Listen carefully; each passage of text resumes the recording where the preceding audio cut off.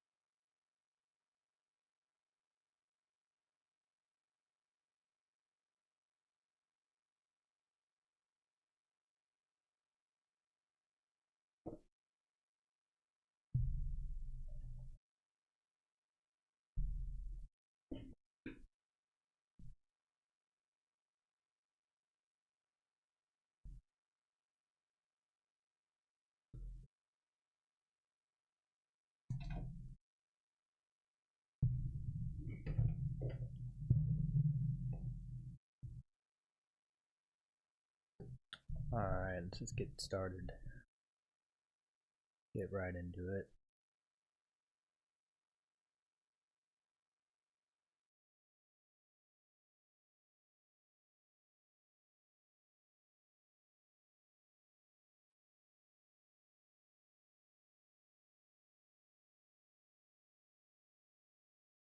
Back in the thick of it.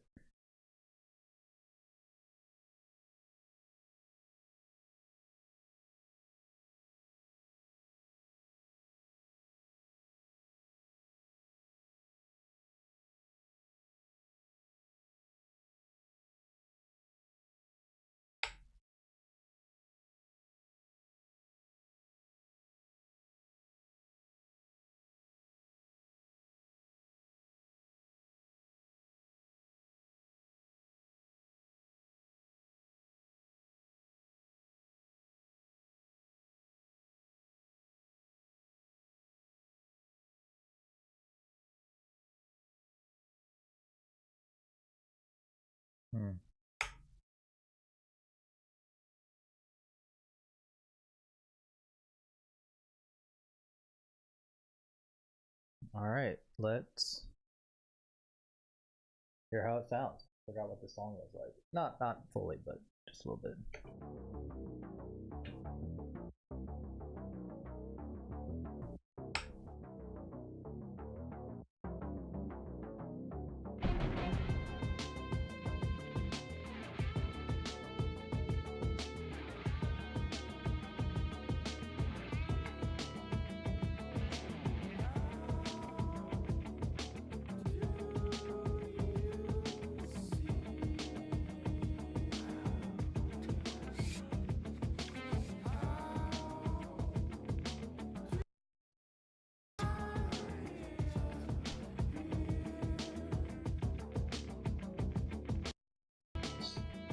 Start that from here.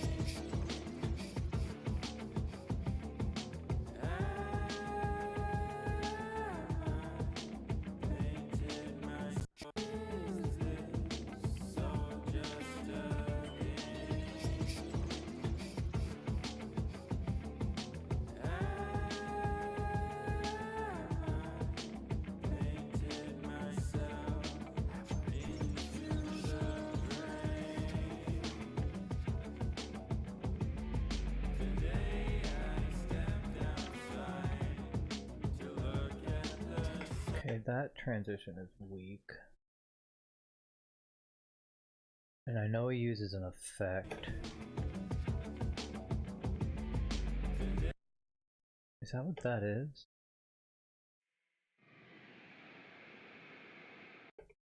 Okay. Yeah, that needs to come up.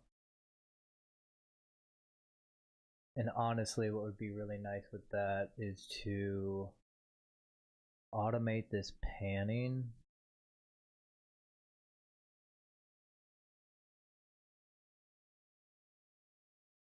So we're gonna give a little bit of life to this.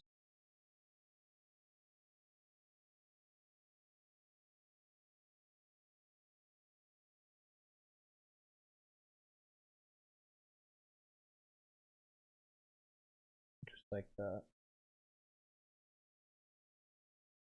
Bring that into actually when the sound happens.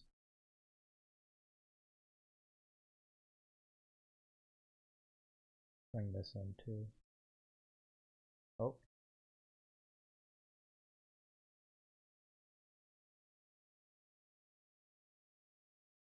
And a little bit more. Like that.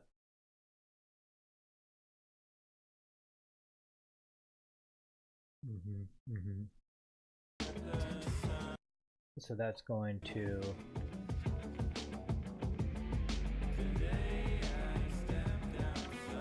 yeah. So it's going from one side to the other. Alright, now this also I see what he's trying to do.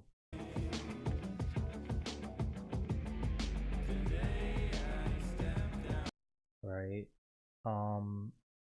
I think it's taking a little too much space.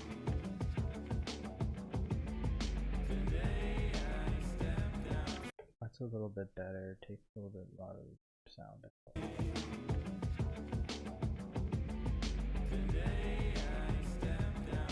Yeah, that's a lot better.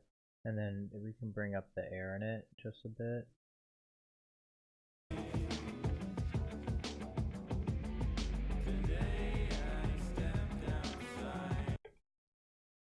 Let's just see what happens.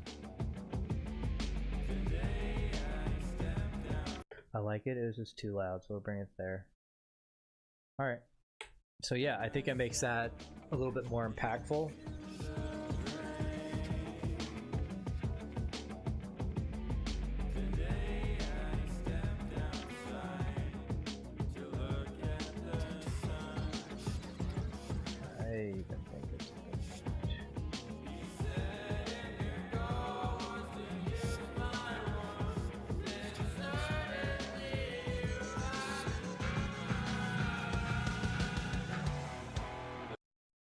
So yeah, this whole section moving into this chorus, I think it's right here. Yeah. Did he give me the tempo? I don't think he gave me the tempo of this song.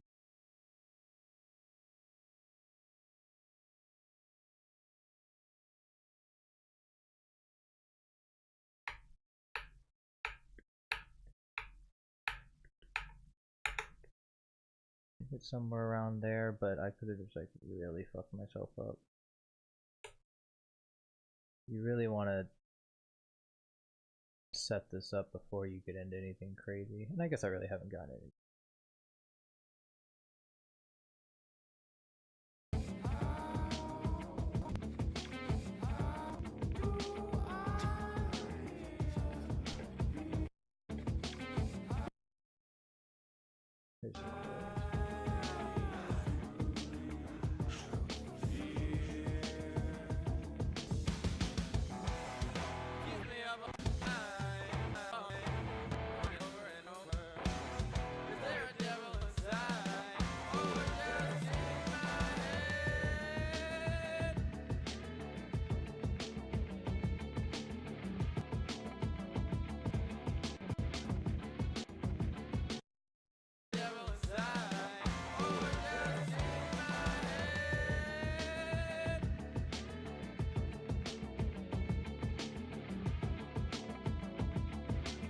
Okay, I think I found it.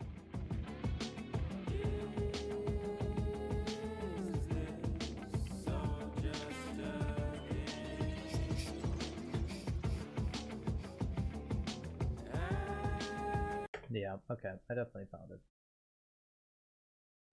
So what I wanted to do is mark where these chords are.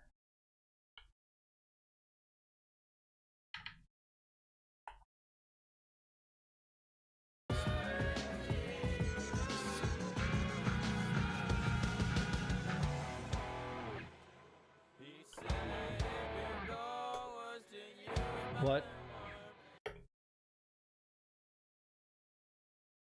What?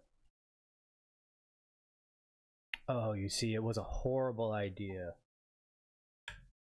I totally forgot that I didn't have tracks consolidated. Man, that'll do it to you. That's everything, right? Yeah. Well, that'll do it to you.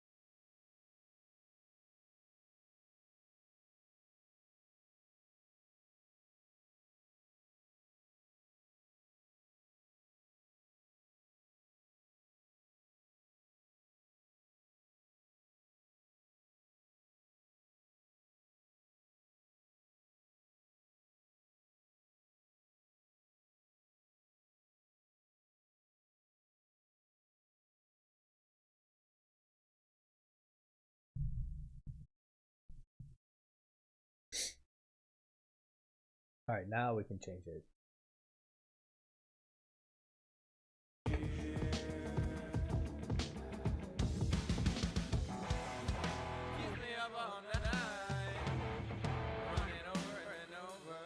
Why is it skipping?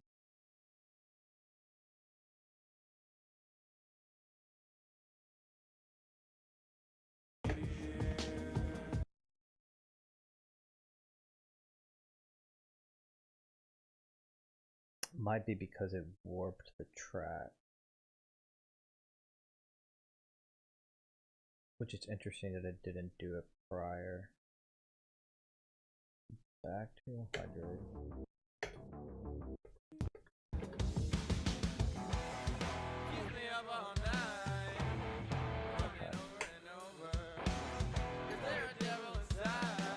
We're not warping it.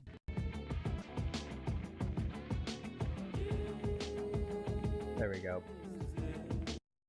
Because it was warped.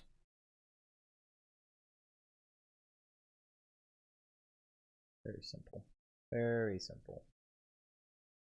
Alright.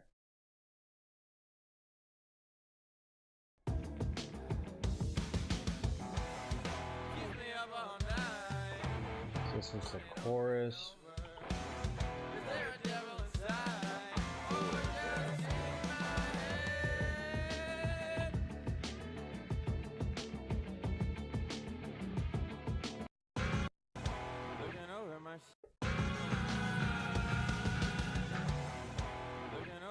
Yeah, okay. So like I was saying, this chorus is not hitting the way that I want it to.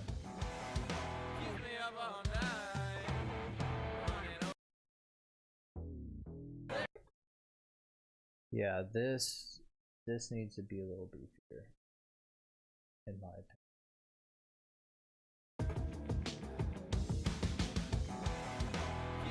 There you go. Because it still has the volume, like a little bit of the weight.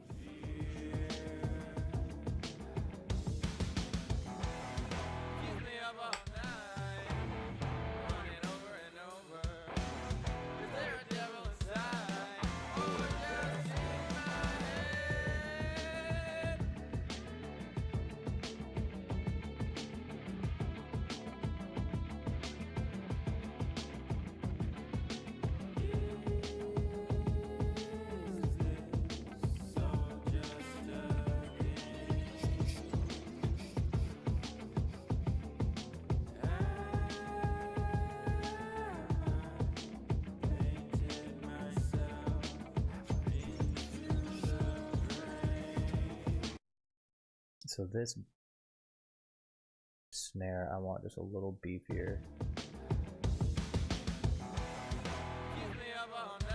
Have a little bit more weight to it.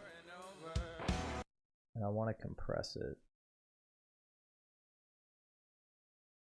Very quick release, that compressor. Ooh, that's good.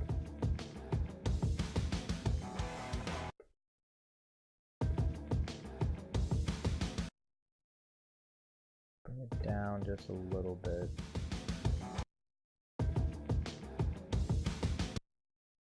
Too much compression.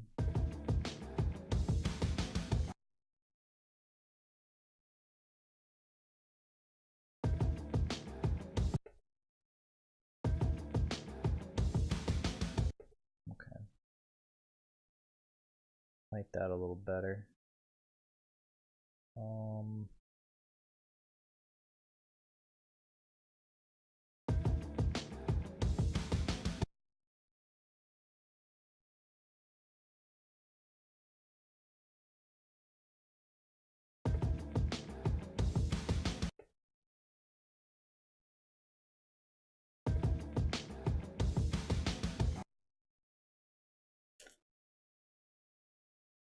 See if we just give it some air.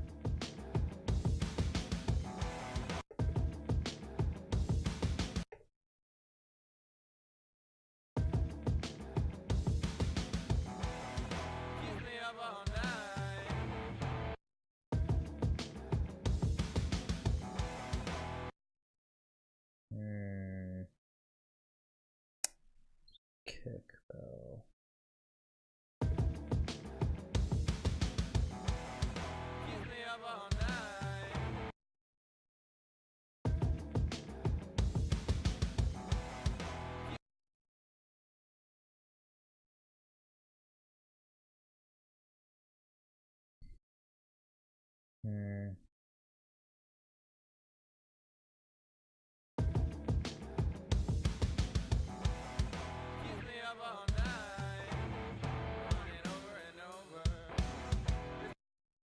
It is loud, but not in the ways I think it should be.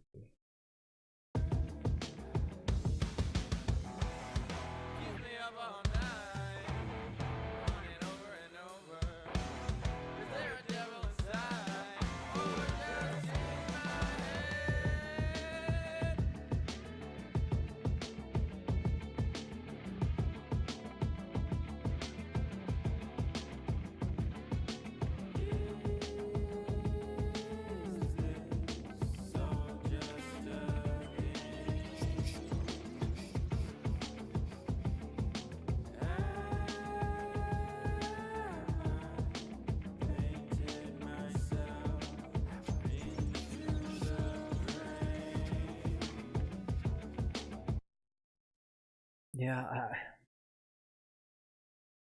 I feel like I like the verse drums. Yo, Jerry. Welcome in, brother. How you doing? Still working on this is session 2 of Reed's track. And you remember in the first session we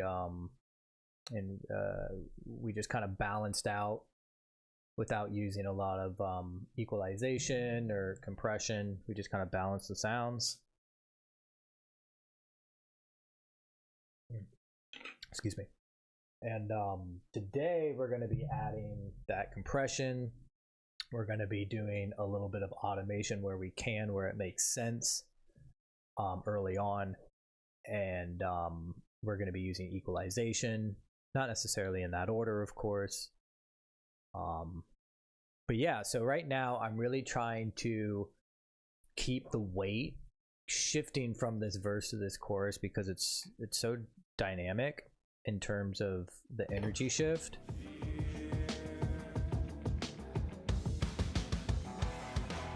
Right. It's a complete change in terms at least for me, I think it's a pretty dynamic change. And before, you know, we had this Moog. I think the Moog would sound like the bass end. So we have this low end Moog right here. It's the same sound, but we have the low and the highs, and splitting those. If you watch me a lot, you'll notice that I do this a lot. Where it makes sense is splitting up your frequencies into 2 tracks. And he actually sent this to me. Reeve sent this to me like this, and I love that because I think you can really tailor a good sound with it, and I usually do it with my bass guitar. You had it down here for a little bit, and listen to how it shifts into this new section.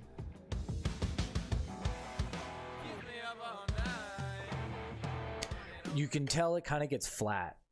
The energy just isn't there. And all you really got to do to fix that is bring up this low. I think I had it here, yeah. Bring up this low end of this Moog bass, and it completely changes how that song feels moving into the new section.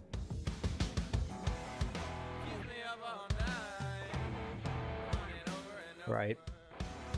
A subtle change, but the energy's still there. Like it carries through while also delivering a different sound altogether. So yeah, big proponent of keeping your basses or splitting up your sounds.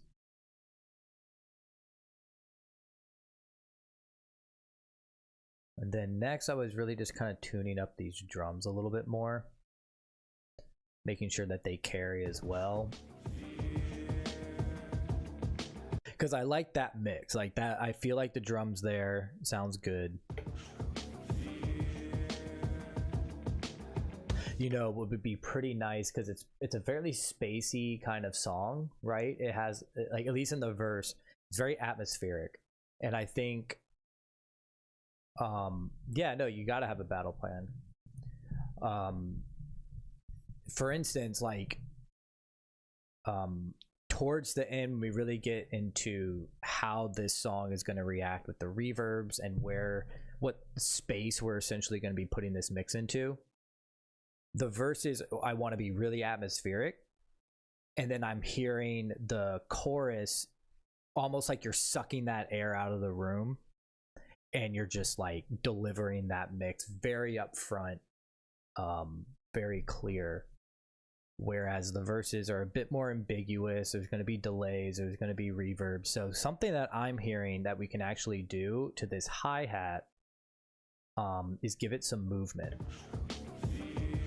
So you can hear it's just fairly static, which isn't a bad thing. I mean, I'm not trying to change the sound itself. I just want to give the sound itself some movement. So we're going to do an auto pan.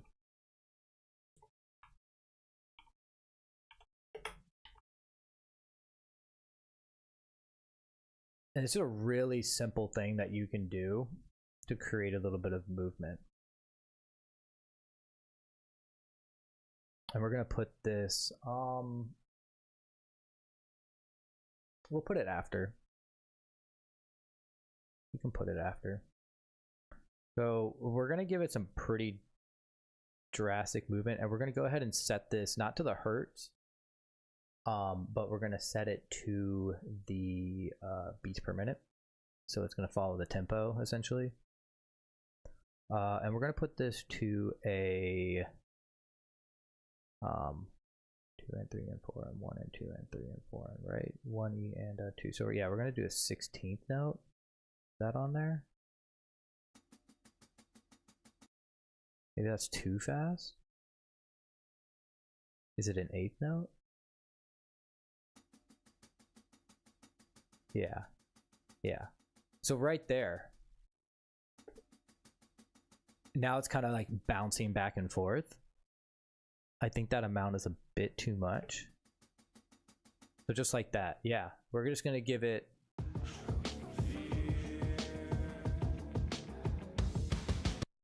just a little bit of movement.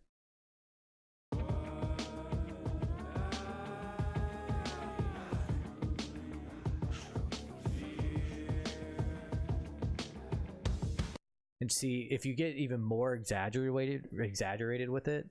And if you're not watching with headphones, I really recommend that you watch with headphones, because that's really going to get the best audio quality, especially when you're doing panning tricks like this. I actually kind of feel like doing the more aggressive amount sounds pretty cool.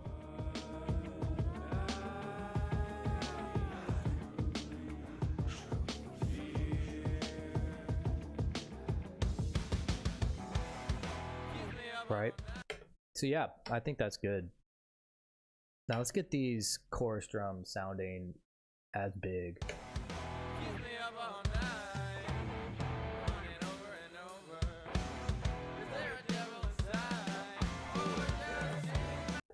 Okay, let's pan these a little bit. Oh, and his toms are, yeah, overheads.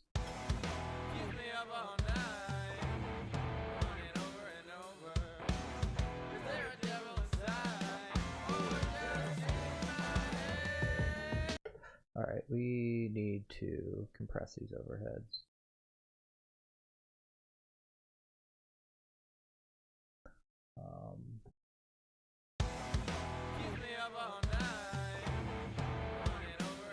I feel, is that timing off? Not really, I guess.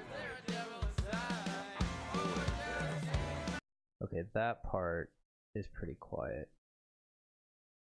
Chorus overheads.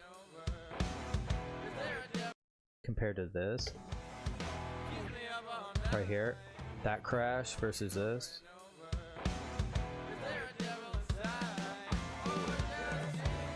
Yeah, I think this needs to get turned up.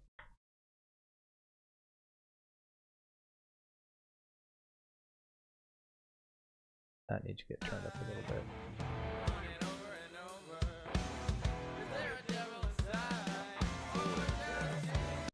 Yeah, can actually come up a little bit more.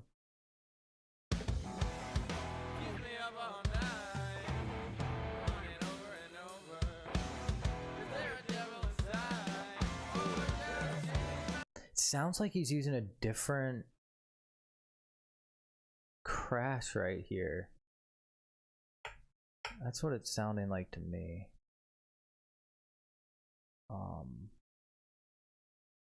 That's what it's sounding like to me. He said he's using a different crash. Jerry, how have you been? What you been up to lately?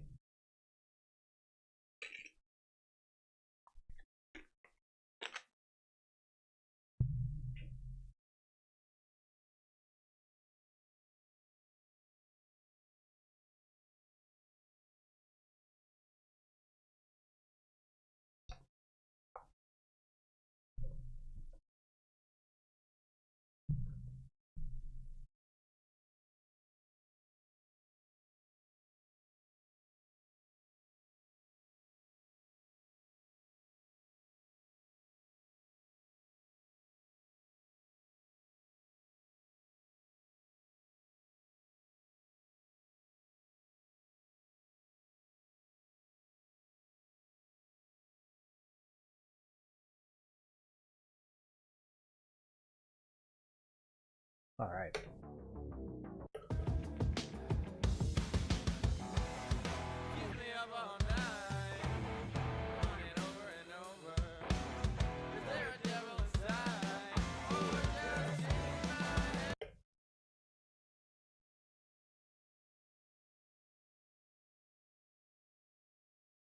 Nice. Good to hear your you know, I feel like you told me that you were doing big band, but it escaped me, so that's awesome. That's good to hear. Are you guys recording that? Is there gonna be a way for me to listen to you?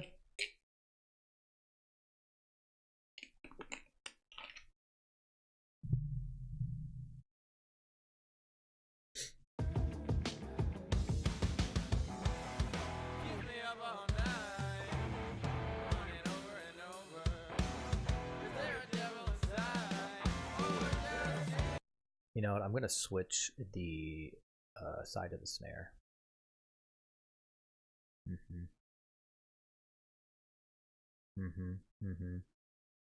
You know what I could do as well? Let's see how this sounds. Let's take this kick and we're gonna push this kick to the right just a little bit, and then we're gonna take the chorus kick and we're gonna push it to the left just a little bit.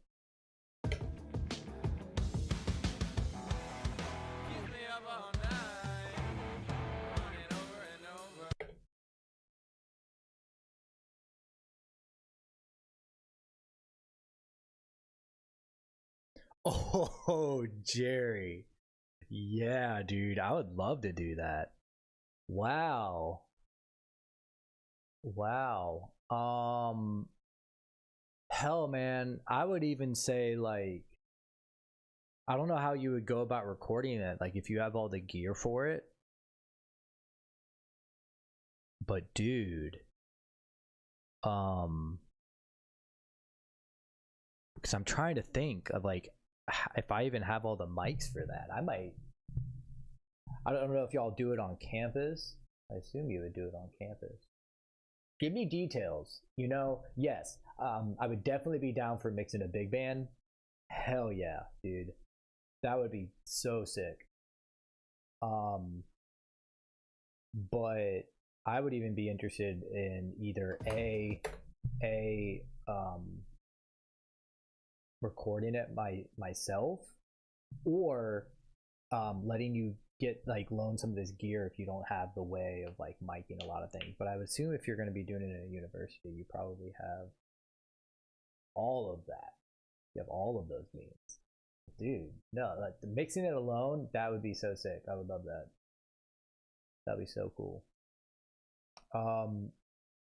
So yeah, I like this little artistic expression I did here where I drove this kick just a little bit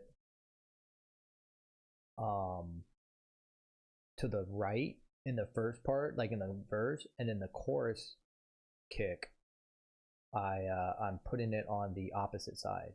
And I did that with the snare as well, right? So the snare is over here during the verse, it's on the left side, and then during the chorus, I moved it over to the right. So I think it's small, it's a really small thing, but I think that subtly it's gonna help with that dynamic shift.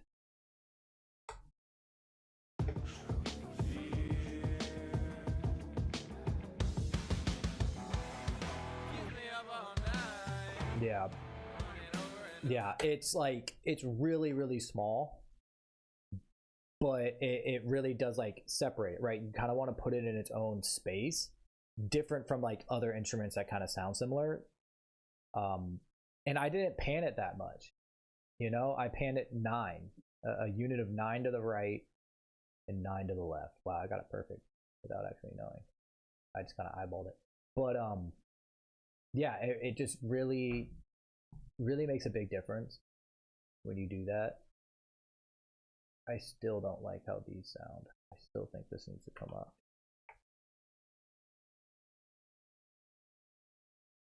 They're just not loud.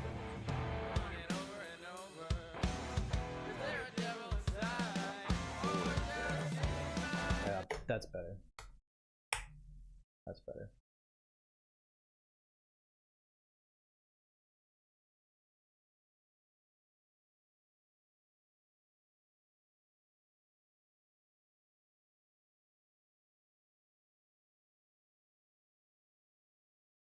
Dang, dude.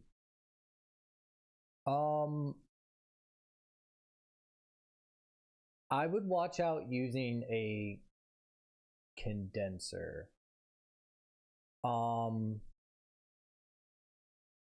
If you're going to use a condenser, what I would recommend, and I'm only using this as content right now, so do you. But the one thing, like for instance, you don't want to use a ribbon mic when doing horn sections because the SPL of that sound wave can really damage ribbon mics. And condensers can kind of be the same way because they're so sensitive. They can damage the mic themselves, let alone like, not necessarily saying like the preamp and all that. So I would just back it off a little bit. Don't let the horn player like put their bell on that microphone. Otherwise, use dynamic microphones. That way they can really like get up on that microphone and it won't damage the mic. And you know what, as I'm saying that,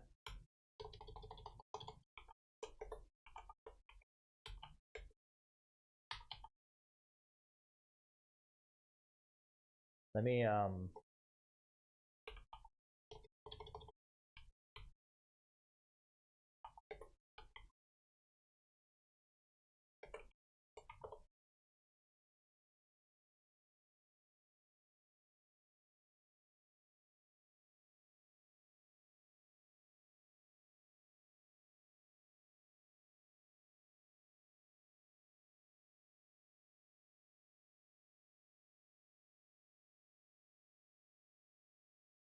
yeah. Yeah, so you really want to just like play, because they are going to sound great, but you want to place them at least like 1 to 2 feet away to avoid overly bright or harsh sounds. And I wonder, am I only thinking of ribbon mics that they can damage?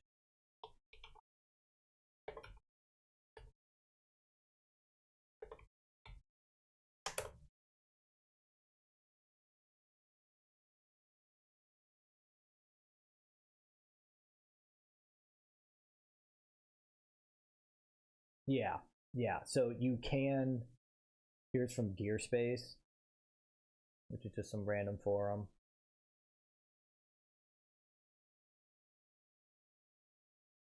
Yeah, and it's just saying as long as you don't jam the bell into that condenser mic, so you're going to want to keep it at least like anywhere from 1 to 3 feet.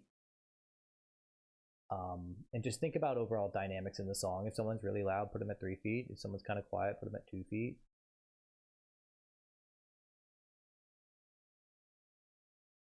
And Jerry, just to clarify, I'm sure you already knew that, but I felt like that was a great talking point to go into. So if that's the case, then I appreciate your patience. All right, getting back to the mix. So yeah, I think the drums are a bit better.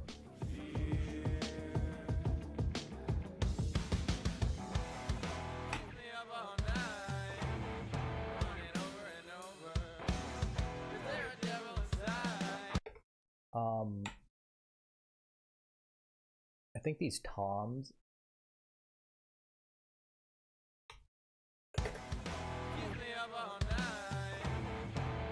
Let's get these toms to sound a bit punchier.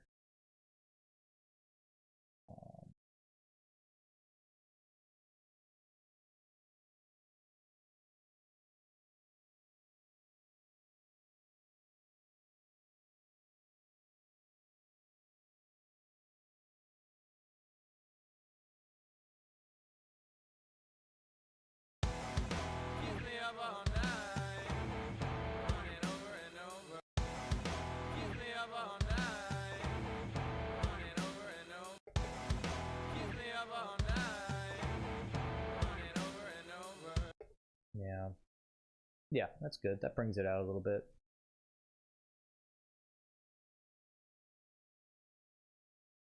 Awesome, Jerry. Yeah, thank you again. Appreciate. I really appreciate you wanting me to mix it because I think that would be great. Even just from like a practice, you know, there's not a lot of opportunity to mix a big band. I'm sure you would want to have your fun with it as well.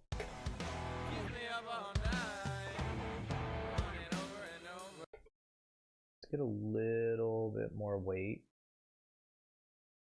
to those toms.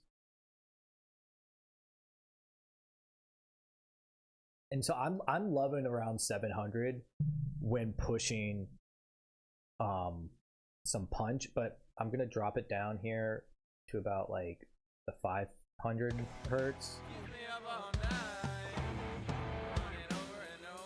Yeah, because I know my snare is kind of rocking that 700 to get some push, to get a little bit more weight into it. I usually like 700 for snare, and I haven't added anything here. I guess I feel like I haven't needed it. So I'm gonna actually push around 500 for the toms. Yeah, I don't think it needs any more bottom. I think that's pretty good. We can give a little bit more air to it, I guess. A little bit more air to it.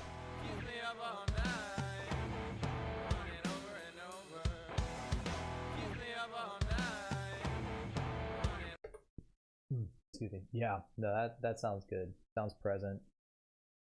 I think I'm gonna turn it up just a little bit more for when we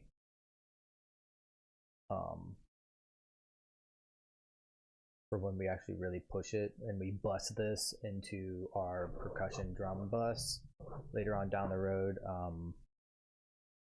and we start compressing that,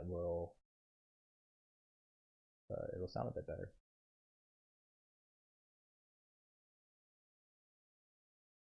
Okay.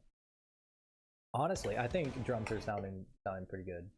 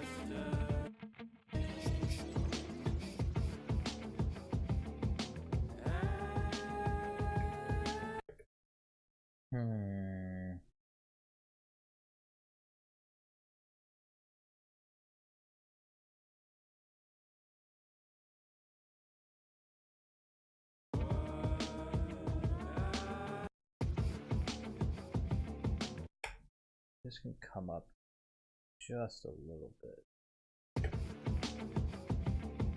Like that's almost too much.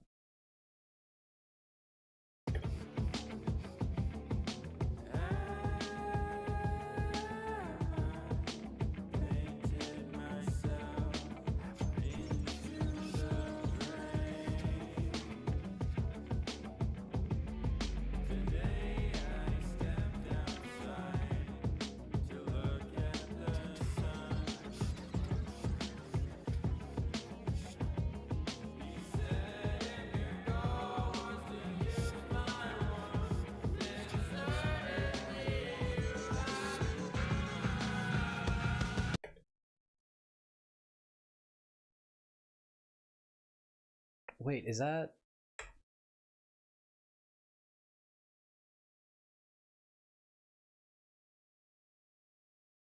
Are these two different?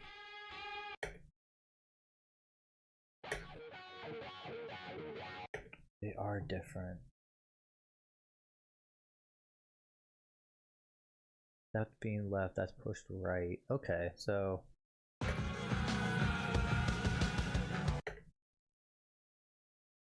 Okay. Okay. Yeah, so that the dynamics in those pieces are a little bit wrong. This second chorus right here.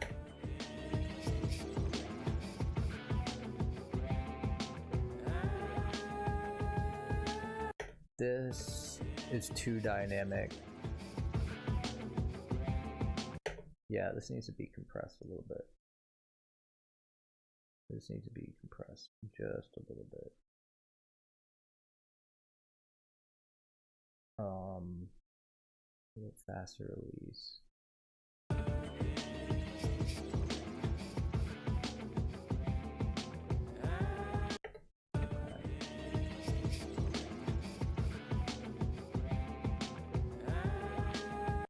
Yeah, that's a little bit better. It stays more consistent.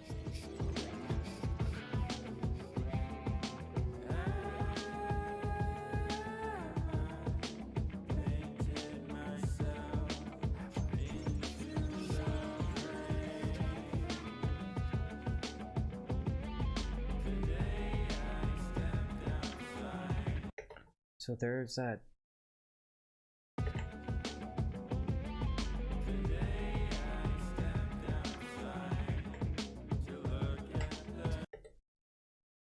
Why didn't that work actually? Show automation. Huh. Okay.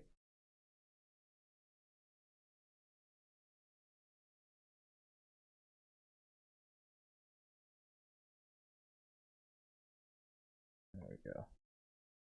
Listen to that again.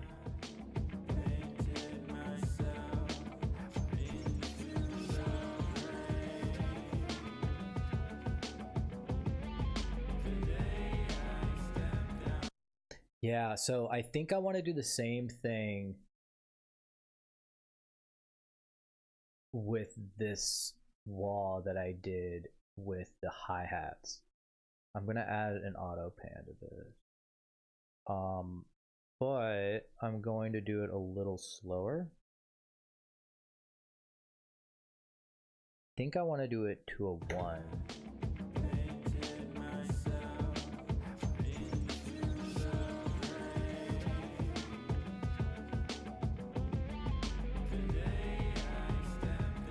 Yeah. Oh yeah. No, that made that so much more interesting. So much more interesting. We can even offset it a little bit. No, sorry, not offset it, phase it just a little bit.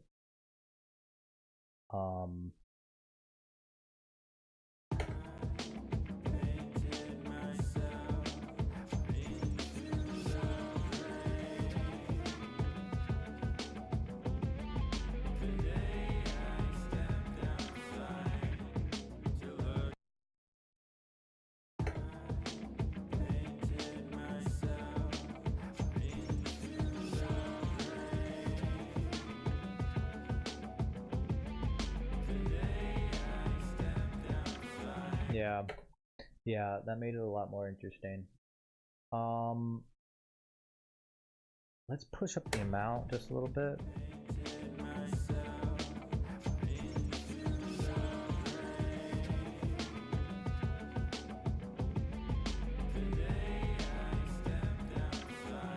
Yeah.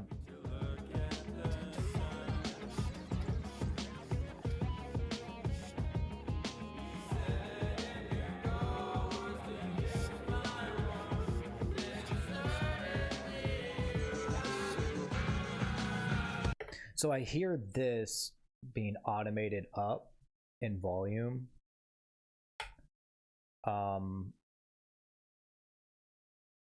So this wah2 is really just a build. That's how I'm hearing this. Yeah, you can hear that that's just a build. So again, gonna be doing two different things. I want this to slowly pan. Right, so it's going to be all the way in the left ear, and it's going to pan to like right about just right of center. And what that's going to anticipate with a volume increase, right? So we're going to slowly increase the volume while we're going to be panning it to that essentially center, just a little off right. And it's going to sound as if it's kind of just coming in to the mix from the background, right? From the back left to the center of the mix.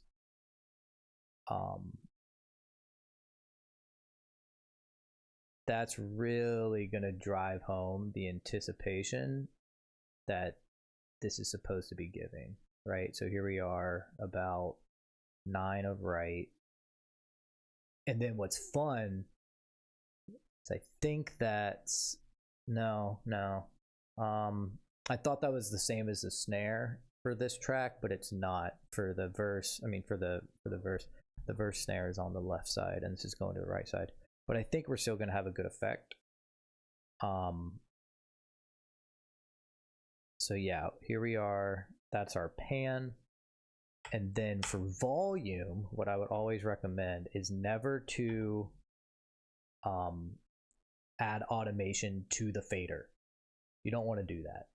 What you want to do instead is add automation to a plug-in gain knob.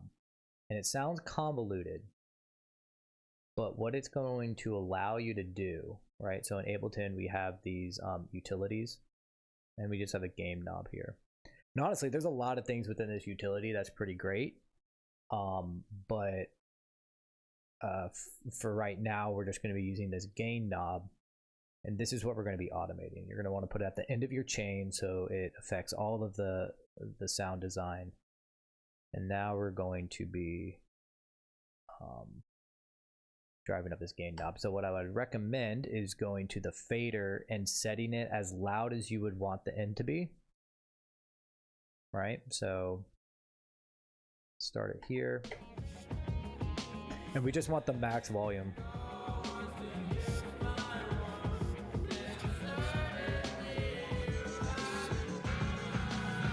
Right, so right about there is as loud as I would want it.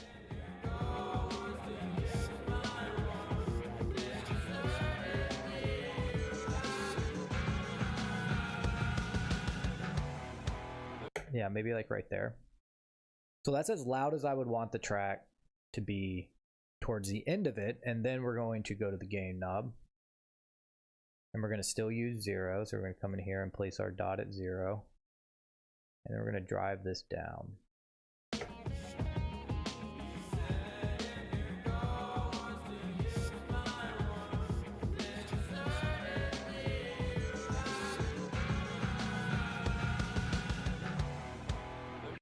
There we go.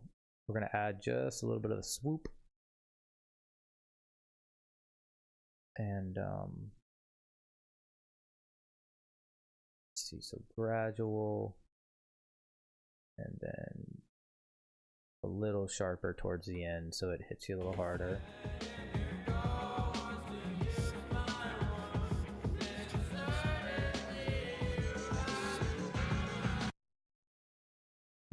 All right, so that has the effect that I like, but it's still not loud enough overall, right? It's not giving me the sound that I want within the mix. So now that this knob, going back to why you use a plugin gain knob, now that we have the automation of gain coming from this knob, I can take this fader and put it wherever I want.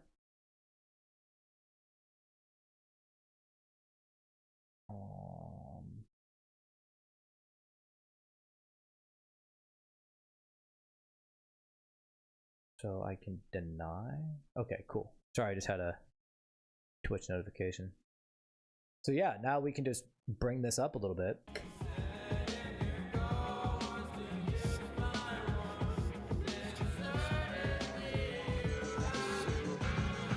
Right?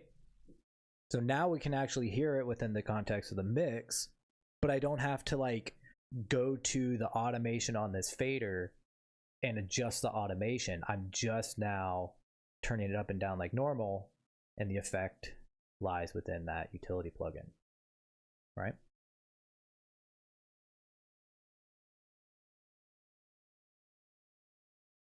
Cool. So that has that little bit that I want, but then after this, it's supposed to just like bow, bow, bow. You can tell that it's like he wants it to hit there. He wants his energy to build and then kind of smack you in the face. So we're going to give him that impression. So right there, right, you have your chorus lead, probably wah. Where is it? Yeah, so you have these main elements that are applying that effect. And we're going to take those and we're going to just jump them up. Now the only one that we have to worry about is actually wah left.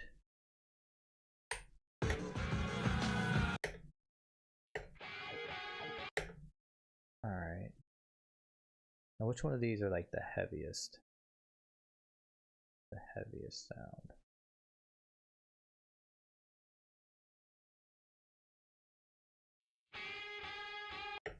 No. Okay, that's the heaviest one, I think. Do this. Yeah. Yeah. So the real weight of it's going to need to come from this guy.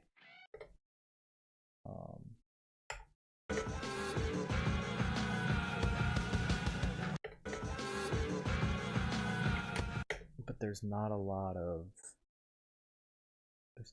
meat there.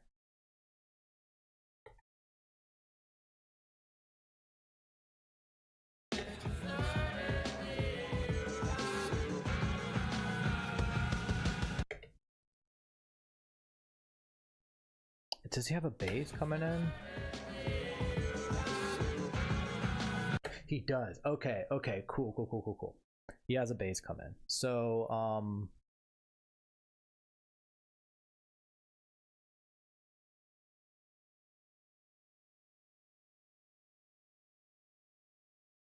this.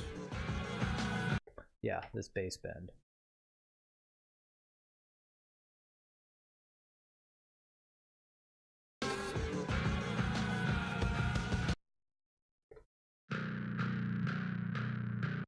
Okay, okay, I see what you're doing there. I see what you're doing there. Let's compress that.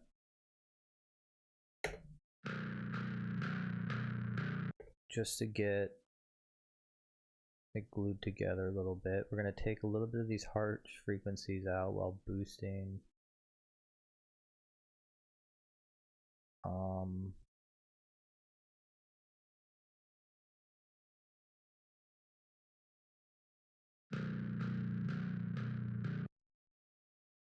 Pretty good.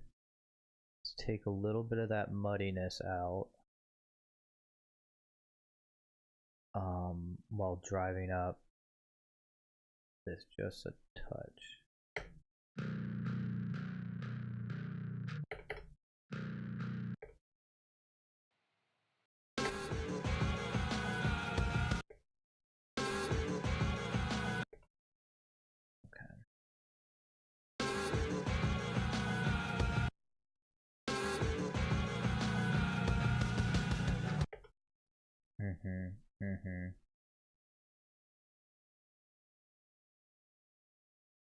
There's a lot of energy there, but it's not the right energy.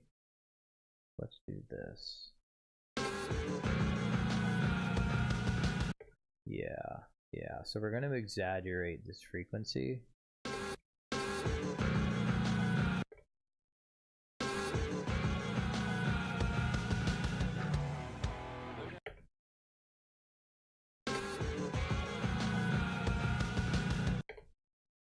Right?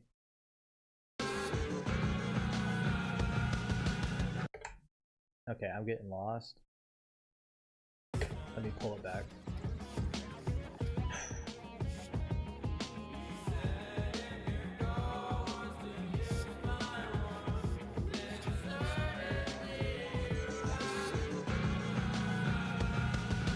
Right idea. I think it's a little too loud.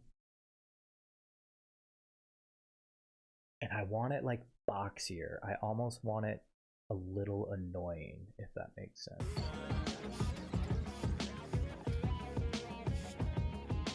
Because it's gotta just get in your ear.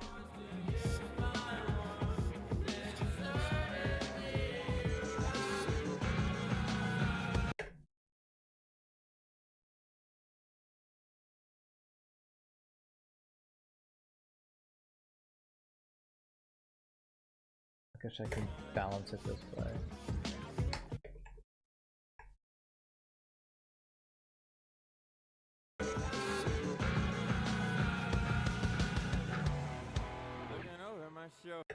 That's a little better. Bring down the volume and then just turn up these mid frequencies. See, almost like that. Almost like that. But we're peaking it.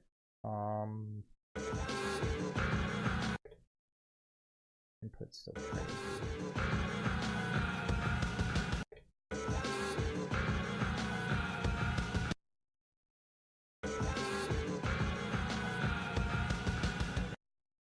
Almost there. Almost have it.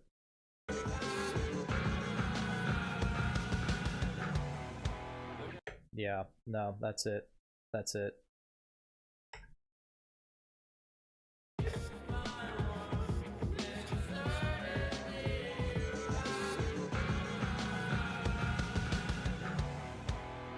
Yeah, no, that's definitely it.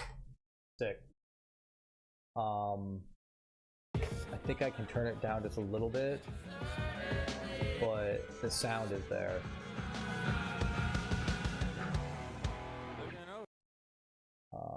Yeah, wow. No, that's good. That's good. Looking over my shoulder, where the visitors stay. I hope they're getting closer.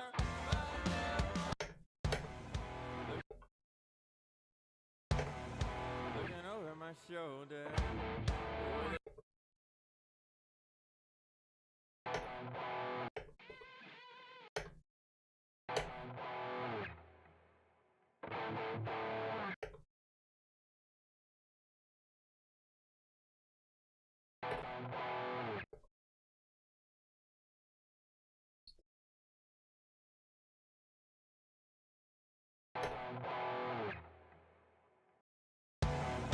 Looking over my shoulder. Looking over my shoulder. Where the visitors stay. I hope they're getting closer.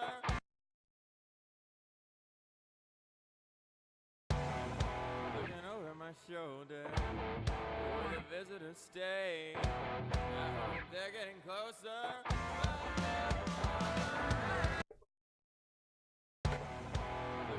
my shoulder where the visitors stay. I hope they're getting closer.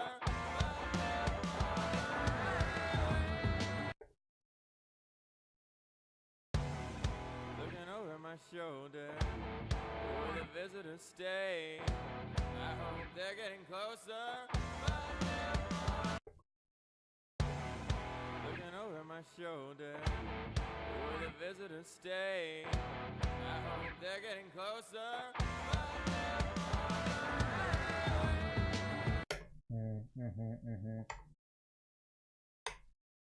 Is the first chorus more dynamic? Keep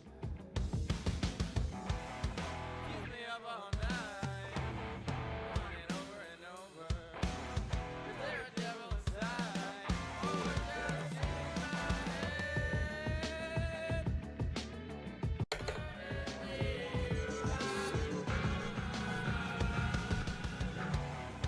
Looking over my shoulder where the visitors No. stay. I hope they're getting closer.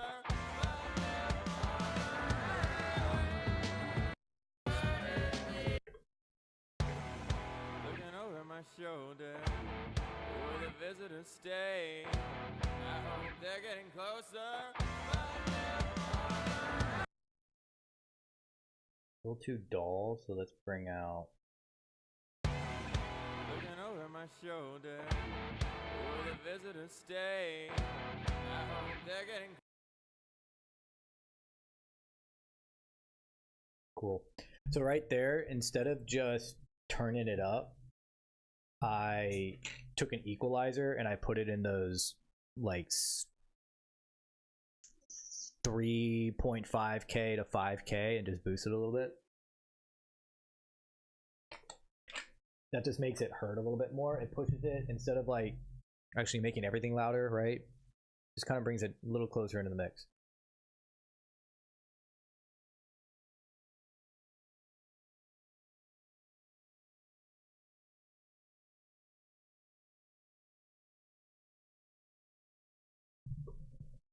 Yeah, I see over there on YouTube. You know, I haven't heard of him.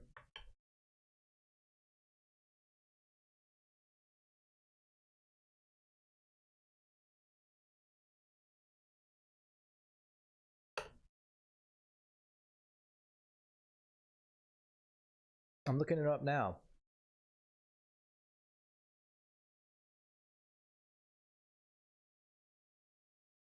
Oh, and he's a YouTuber. He creates music videos.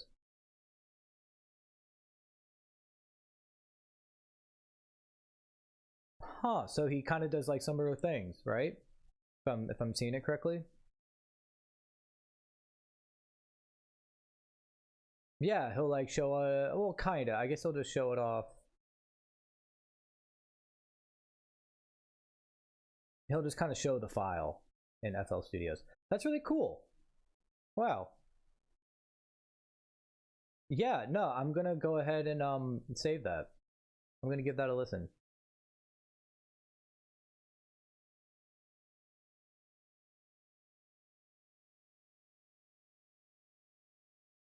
Yeah, no, that's really cool. I'm gonna keep that tab open. You know, I really appreciate you stopping by and telling me about them. Azali, am I saying it right? Azali, maybe? Azali, I think that might be it. Cool, well thanks. Well, welcome to the stream. Do you mix music? Do you play instruments? Let me know. Let me know what you do, or are you just an appreciator of music?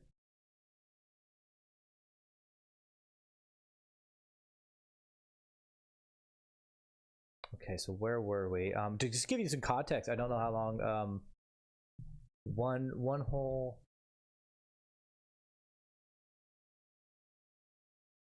From his mistakes. Oh, one who learns from his mistakes.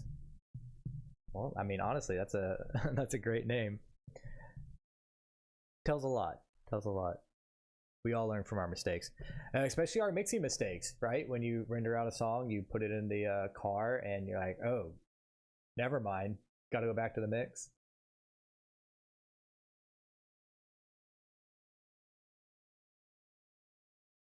But yeah, Wonhu. So do you play instruments? Do you mix? If you record, what's your software of choice?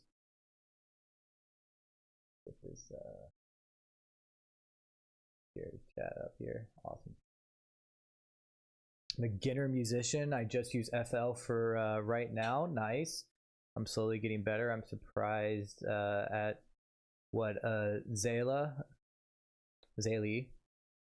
started out as a beginner and not a lot of music theory. Yeah, what's great about music is understanding patterns and having what one would say is a good ear, right? And that, of course, is subjective, but just follow your ear. I think at times I come from a lot of music theory background, and I think that actually stunts a lot of my creativity, my creative process, because I'm constantly looking to justify what I'm doing in a song by the music theory that I know. And if it sounds good, it is good. And if it came from having no music theory, then who needed it, right? So just keep on pursuing that sound. And if you have any questions, this is definitely the place to stop by and just ask. Or if you have a mix that you want to send me and I mix it live so you can see how I would go about doing it, just holler at me, But I really appreciate you stopping by. If you enjoy the content, of course, remember to subscribe or liking the stream is a big way for it to get out to the algorithm so other people can find it. So yeah, really, really appreciate you. I'll stop rambling. Let's get back to the music. So I was making sure that the guitar sounded nice and full when it kind of comes into this chorus, and I think they're sounding pretty good.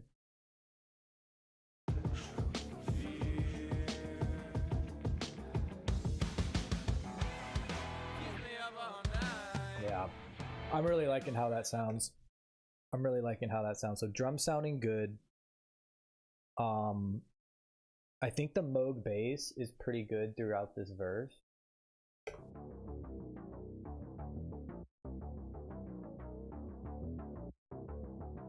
Now there's this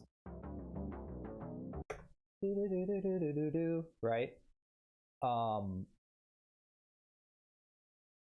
So this part right here.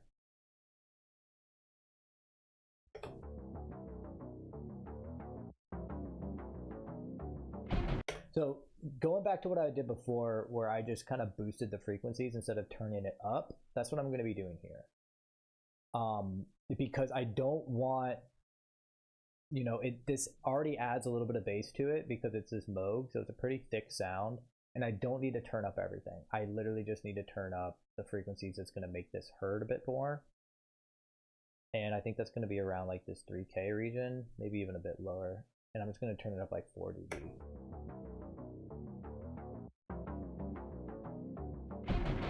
So right there, you already hear it.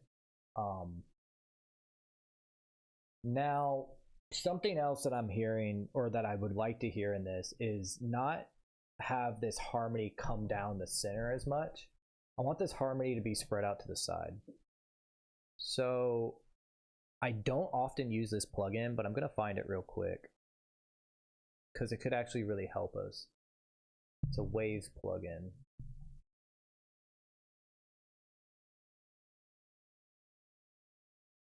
Let's find it. Waves, of course.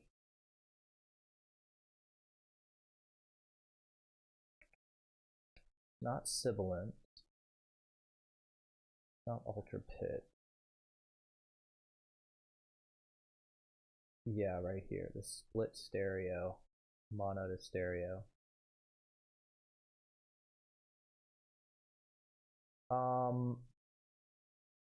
I don't think we're going to need the spread. Let's just do the split stereo. Oh, wait. Yeah, no. This is it. This is it. So,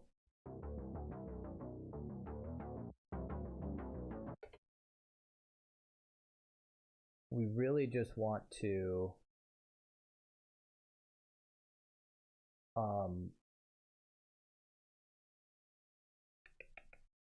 right here.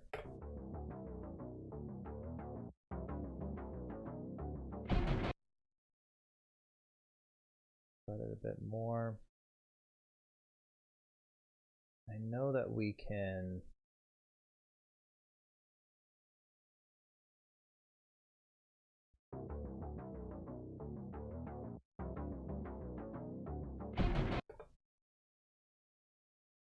turn it up a little bit. Still not as wide as I would want it. This one might not actually be what I'm looking for. It's adding a little bit of phasing on the top end. It's not really what I'm wanting. Let's try this one.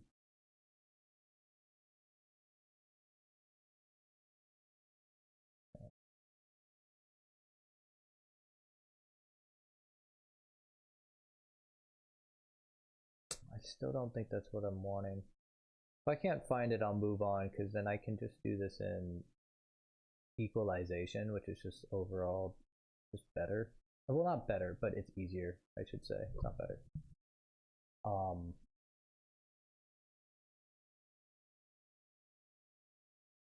Yeah, I can't really find it.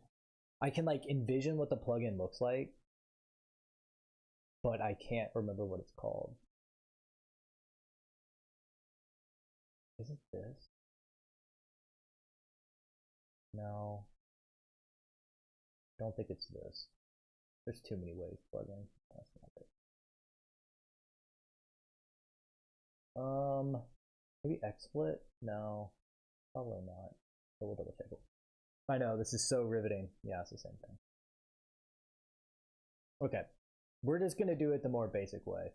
What these plugins do, they just cram a bunch of functions into one to make it easier.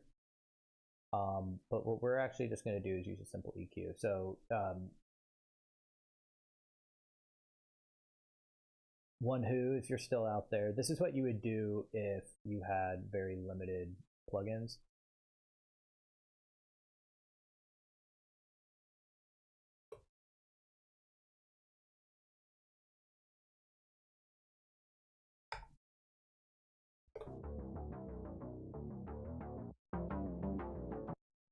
And now it's a bit louder. You don't need to be that loud.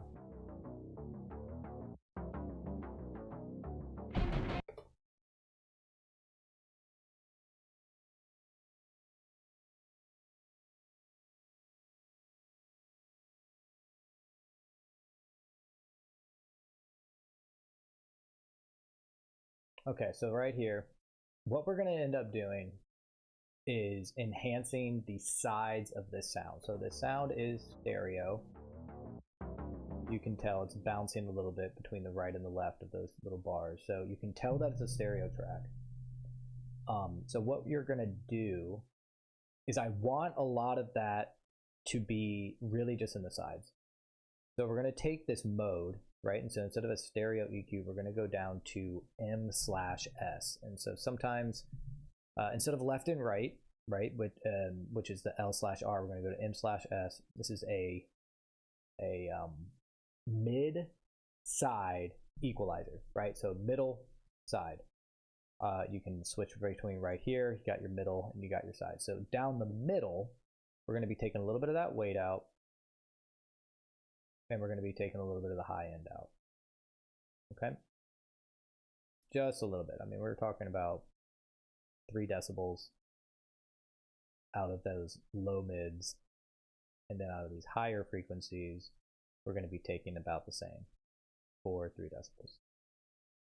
Right, and then we're going to come around to this side, right? So we took a little bit of the weight and a little bit of the high end out of the middle, and we're going to be pushing it essentially to the side by doing kind of the opposite. So we're going to take these more clarifying frequencies, anywhere from 3K to 5K, and boost them up.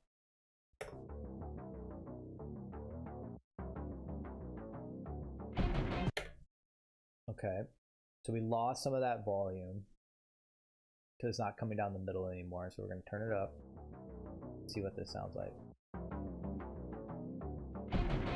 Yeah. And that kind of pushed it.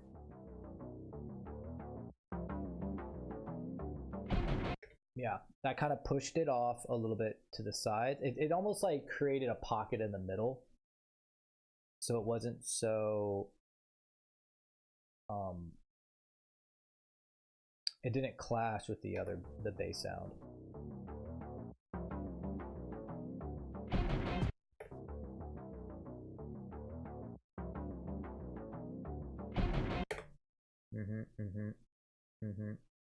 Let's see if we create a little point up in here and just spike it. That didn't do anything. Okay. I was trying to like create like a almost like a resonant frequency, just to see how, you know, let's go something a little dynamically different.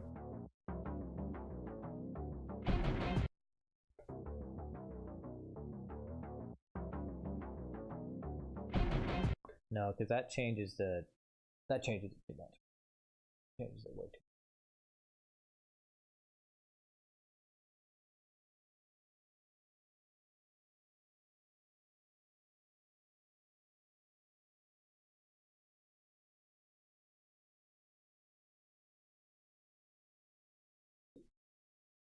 All right, so that's sounding good.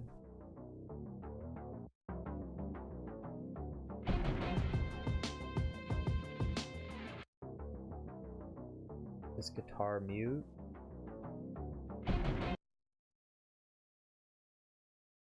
little too muffled sounding. I think it needs to be a bit more abrasive.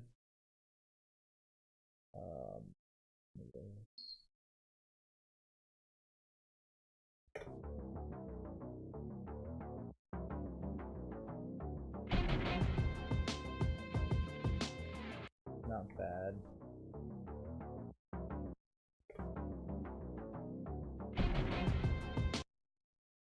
Turn it off to the side.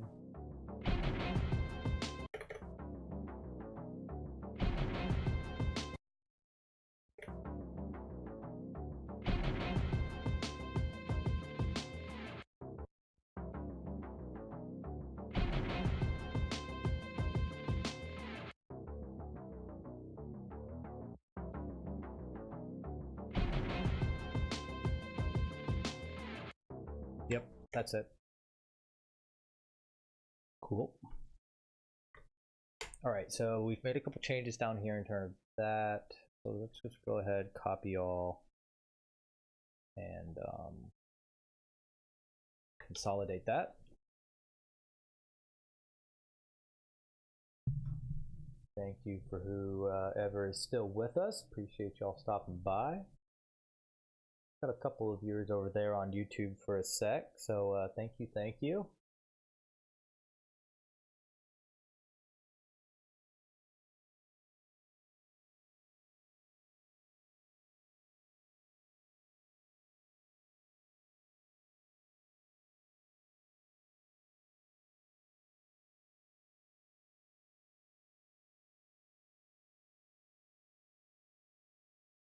We're making pretty good time. Again, it's a fairly big file, and I'm trying to, because there's a lot of things you can do in the back end when it comes to like automating those differences, but I'm trying to do that in the beginning through just good compression, like dynamics and volume panning, to really like separate that stuff out and create a dynamically different mix between the two.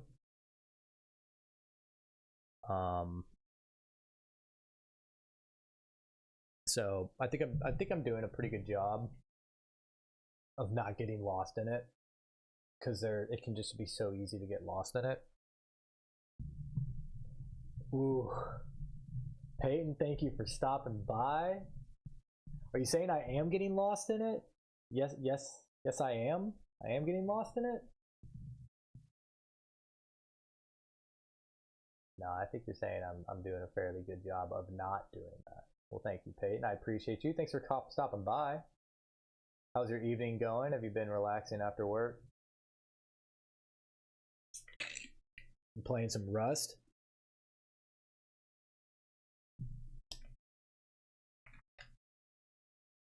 Yeah. I figured. How's Rust coming? Coming along? Grinding Rust. There it is. I'm addicted, dude. See, that's honestly the issue. Like, I'm not saying Rust isn't a good game. I'm not saying I would not have fun playing it. I would have too much fun playing Rust. Wait, what happened to these whispers? Oh, okay, they're still loading. I would be playing it right now instead of doing this, right? Like, it seems like it would be a really fun game to play. On God.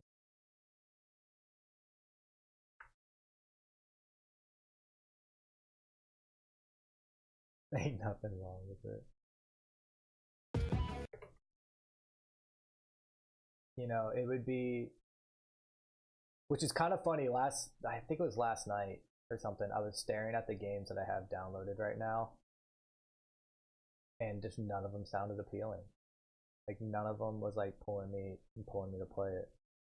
And I almost considered, like, well, you know, I could maybe start Rust, but no, I can't. I got too many things I want to do. Too many things. All right, so right off the top of my head, I want to see. I might as well just do it.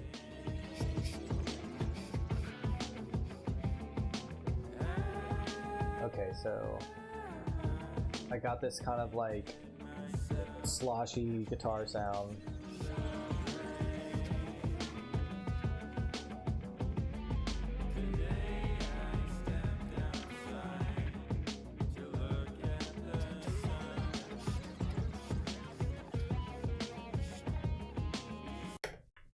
This might be a little too loud.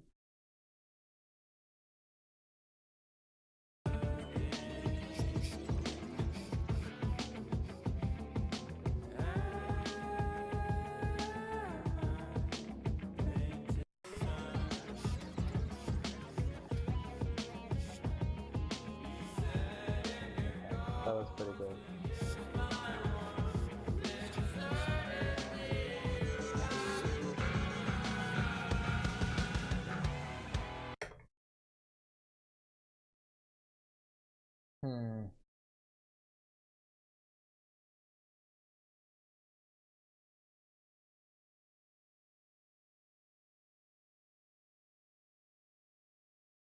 So I'm really thinking to get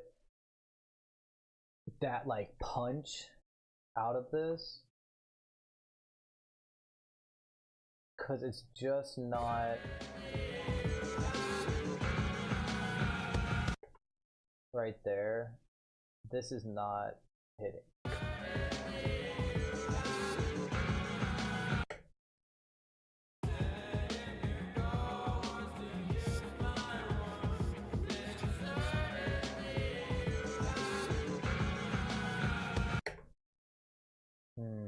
And I think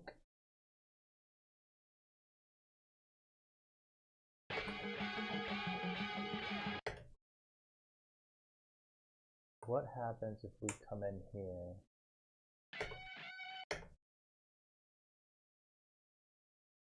Okay, I'm making an artistic decision here. I'm going to cut this. I'm going to cut this.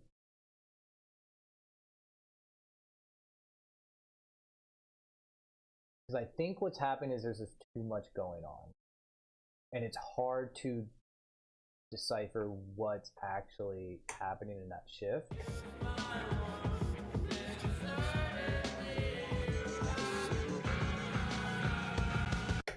Okay. So we're going to come up to this bass. And we're going to see what's going on here. Yeah, see, right up in here in this bass as well.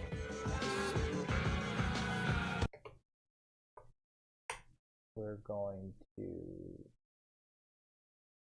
mute that.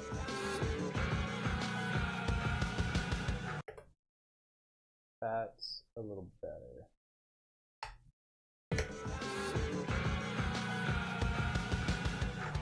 Now we can just focus on this sounding big.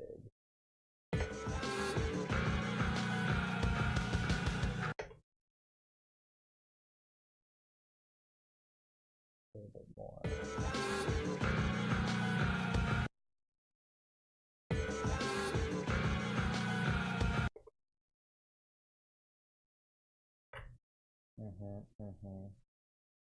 That's a bit better, I think, on that bass side.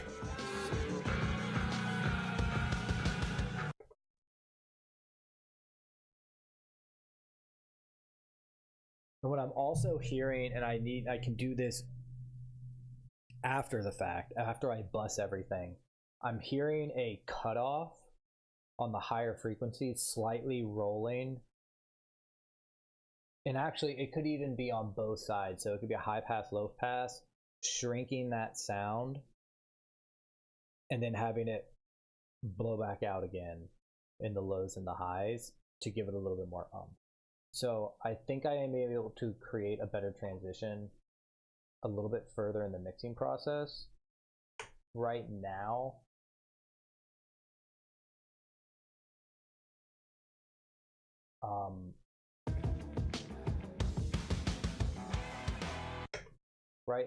I think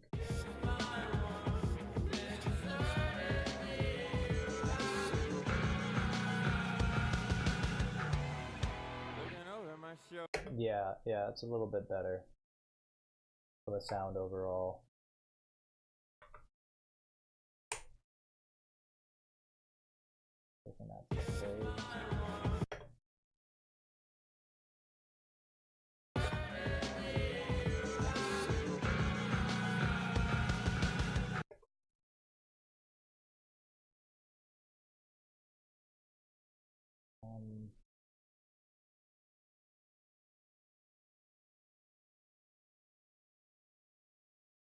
Yeah, that's fine.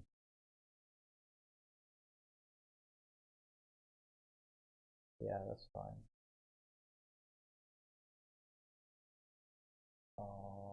That's good.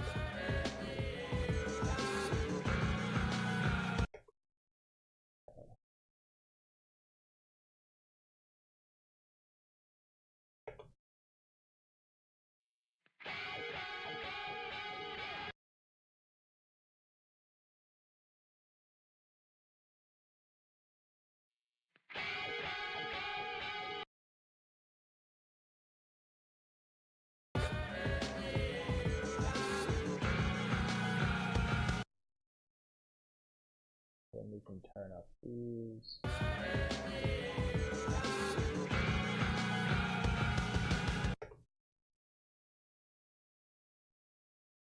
Turn down these clarifying frequencies a little bit.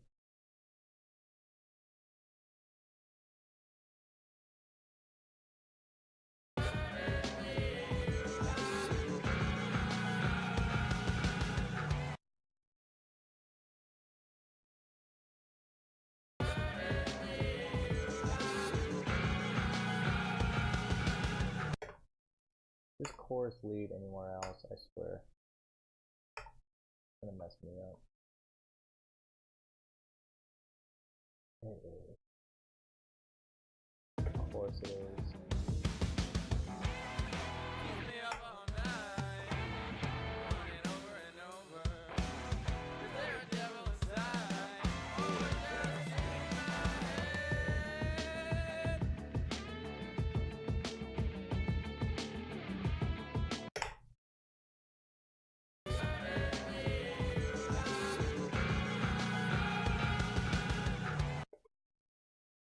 Oh, and these are on the same side too.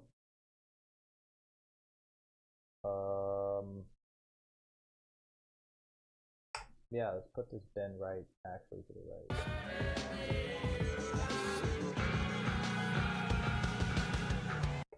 There we go. That's a little bit better. Alright,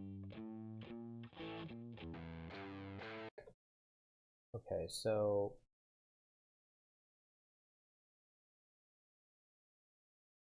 the groove is really changing because you have Will the visitors stay? pretty like meaty sounding guitars, and then you're going into this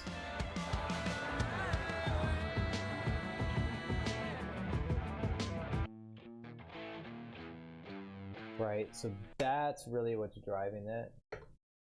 But I'm fearing that these three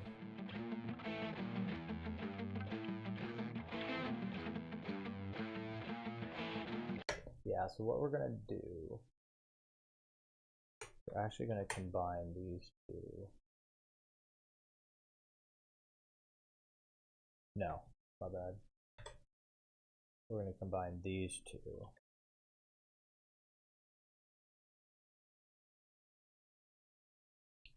We're gonna put groovy guitars.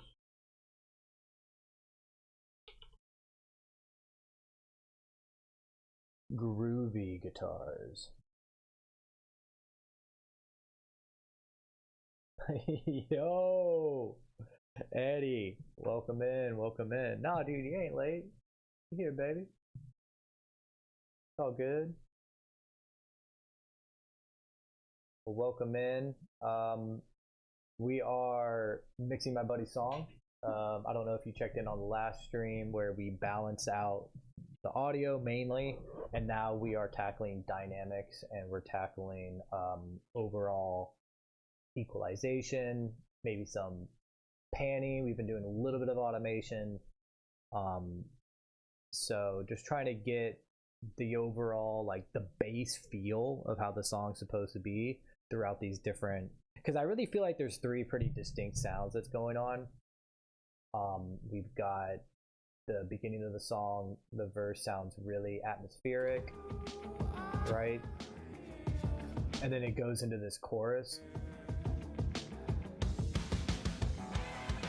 me up all night. Running over Right. and over. Is there Pretty rocky song at that point, right? Pretty like classic rock kind of sounding. Guitars are real meaty.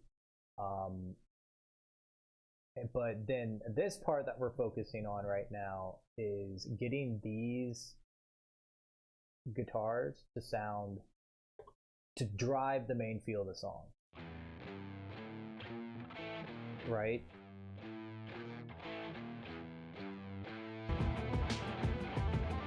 But as you can hear, you kind of lose it, like that groove that he's putting into that piece right there, that like that those guitar track, it's getting lost. So I have a couple ideas of how we can retain that. First thing we're going to do is kind of just drive the like the transient of that sound and see if we can bring it out a little bit. I already have these panned, which I think is what I'd want.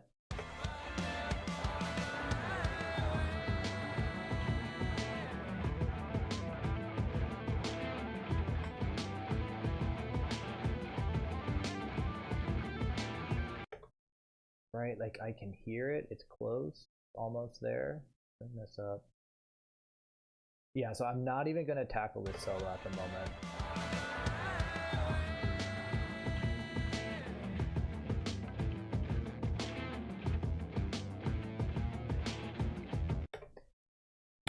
Yeah, and you know what I might even do?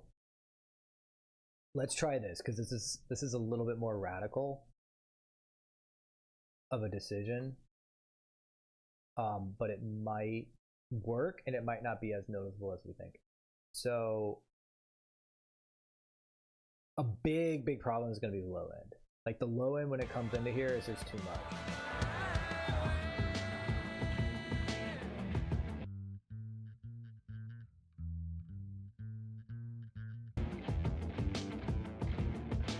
Right? So what I'm thinking is I have these two sections right here.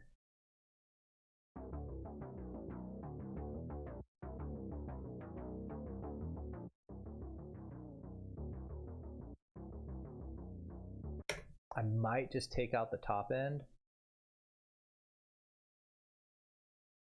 Hey buddy, you doing good? Y'all packing? Where you going, man? Where you going? So let's see how that sounds when I take the top end out of this Moog.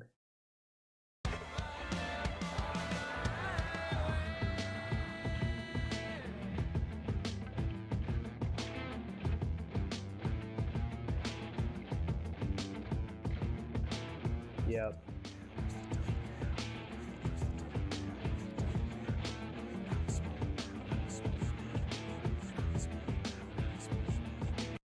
Whew, so much better. So much better. Now what I can do, instead of completely taking that out, I can simply just drop it in frequency. I mean, not frequency, in volume.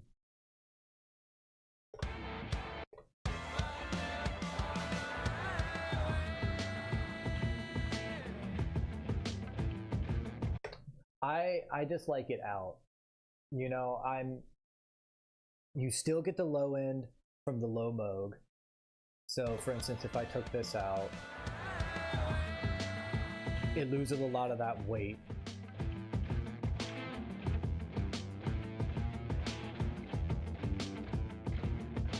And that gives kind of like this like grumbly feeling in the background, which is fine. The song kind of builds up to it, so I think that that's good. This bass solo though needs to be a bit more prominent.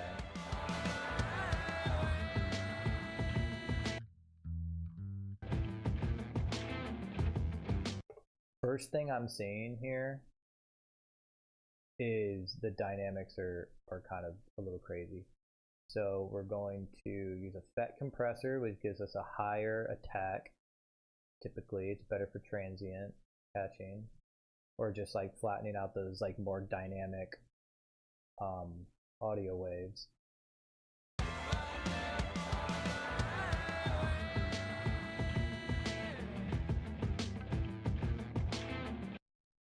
Right, and then we're going to go a little bit faster release.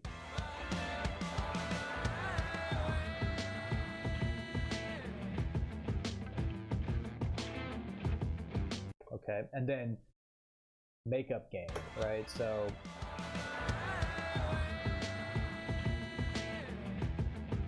right here, I'm hitting about that 10 on my input, switch to my output.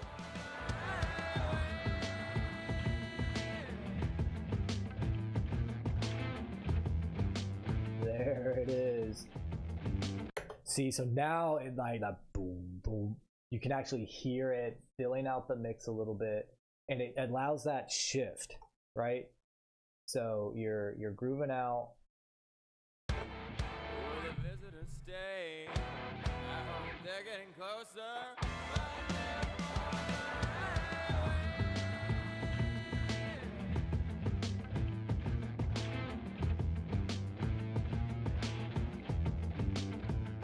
See, and now now you can actually feel that groove just by fixing the low end. And we haven't even touched the guitars. That's just the bass. And you can do a lot that way. Let's just bring it down a little bit. A little bit.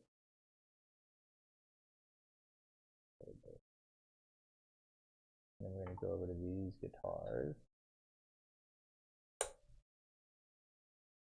Right here. Actually still needed that. We're gonna grab good old SSLG. That's great.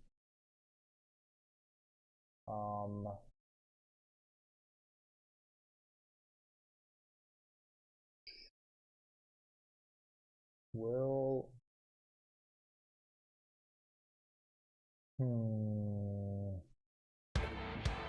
Visitors stay. I hope they're getting closer. let's see.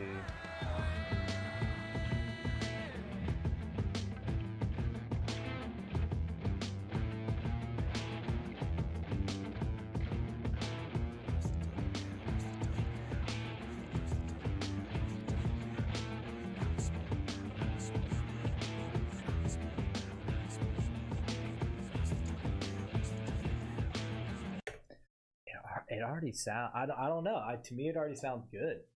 I don't think I need to do anything. To stay. I hope they're getting closer.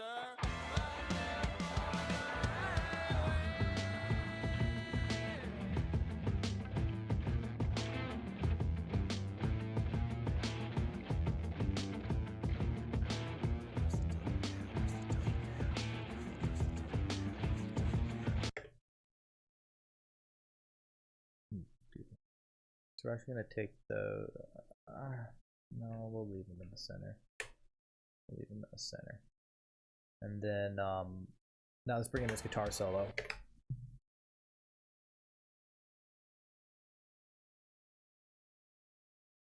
Oh yeah, no, we haven't. Oh Eddie, we haven't even touched vocals yet. We're leaving them in there for the context, but yeah, we haven't even touched vocals yet.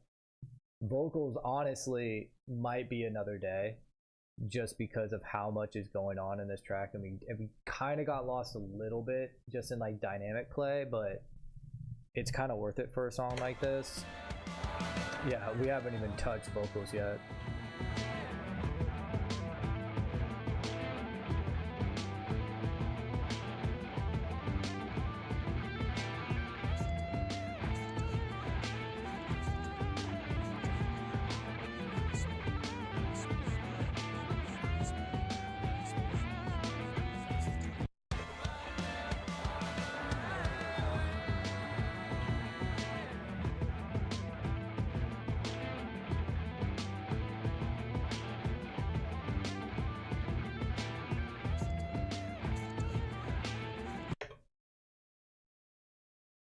Wait a minute.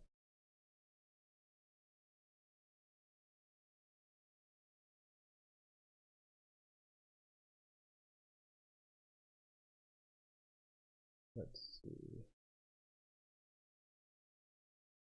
Need to put.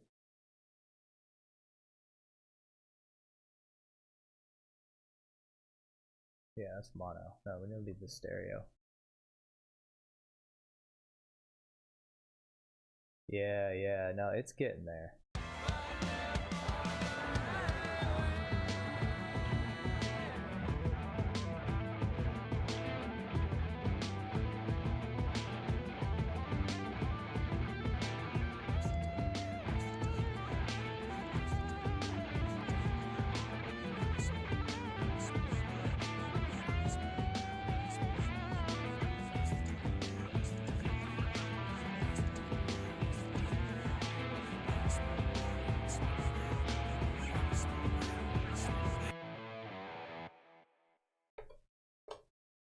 So what's going on here during this rise? So he's doing another build right here.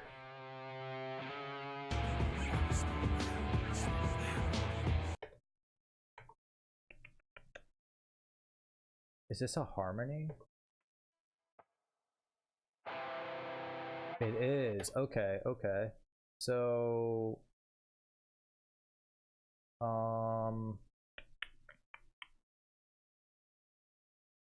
because if all these are right during the chorus,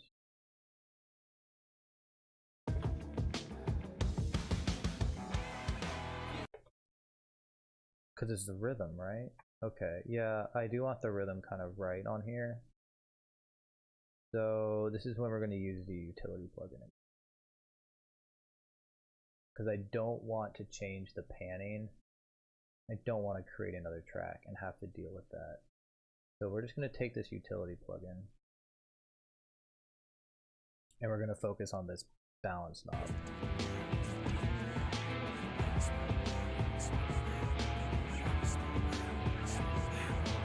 Right? Where are we at right here? So we're going to, what are we painting? We're painting this to the left more? Yeah. Okay.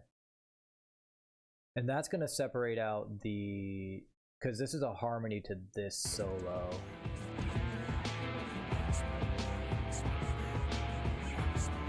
Right? Because now you can actually like hear them before they were two on top of each other. For instance, like if I took this and put it to the left,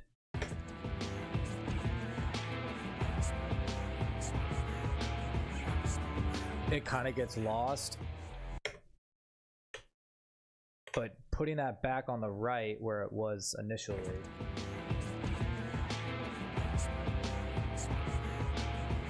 now there's the distinction between the two.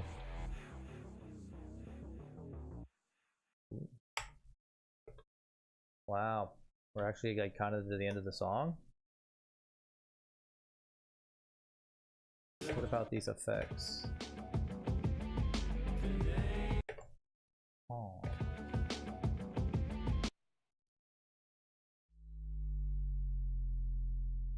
Okay.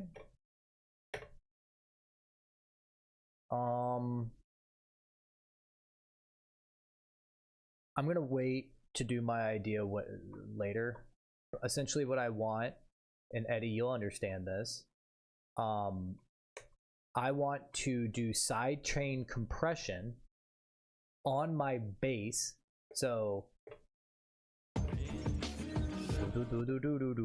right, that Moog bass.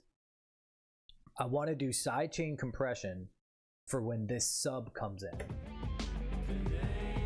because this sub is I don't really want to turn it up, so it just creates more muddiness in the low end. I want to take a little bit of that low end away so the sub can come in and do its effect, and then while this sub goes back, of course, it's going to raise up those bass the bass frequencies, and we're only going to do it for frequencies, not the entire volume of the bass, just the low end of the bass. But yeah, so that's how we're going to bring this out a little bit, because there's also a pick scrape sound, right? It's kind of that like washing effect, and we can turn this up just a little bit more, right? That's going to be really nice. I don't think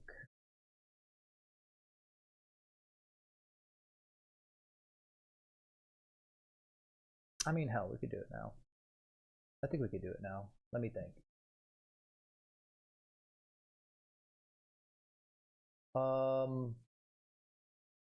Yeah, we could do it now.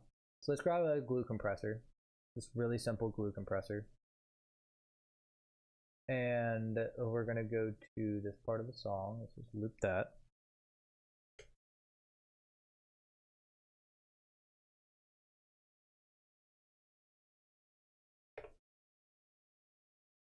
Okay, and then we will go back to, let me bring down my guitar. Okay. Moog bass. This low end. And actually, I'm going to take this compressor and I'm going to put it on the whole of this Moog. Okay. We're going to open up this and we're going to go to side chain. And we need to bring in, where is it? Isn't it an effect? Use my whispers. My effect. We have wave delay. Not growl. What's the file called? Subslide. Okay. Subslide.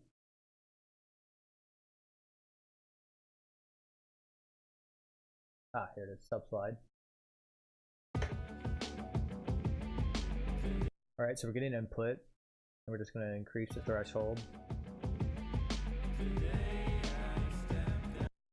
We're only going to want about 5 dB. We want the attack and release pretty short.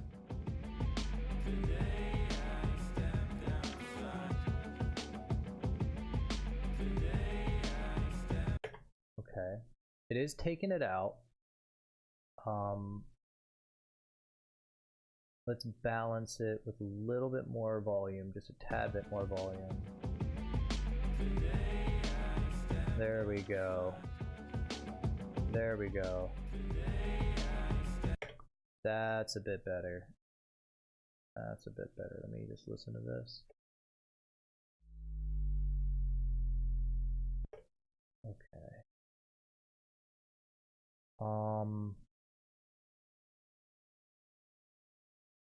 I really just care about this.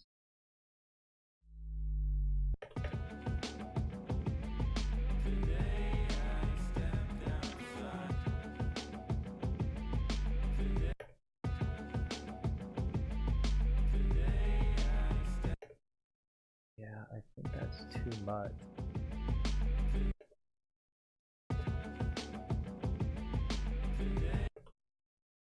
Let's compress it just a little bit.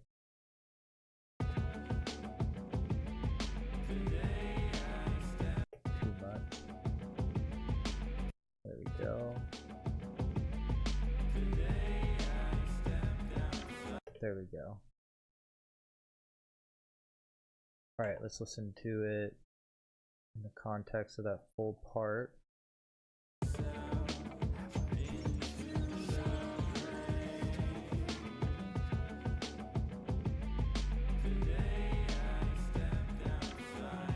Yeah.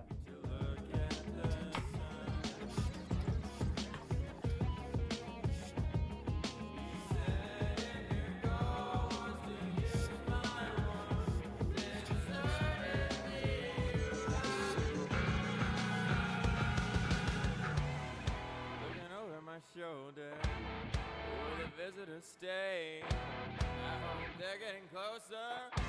It is coming along, man. It is coming along.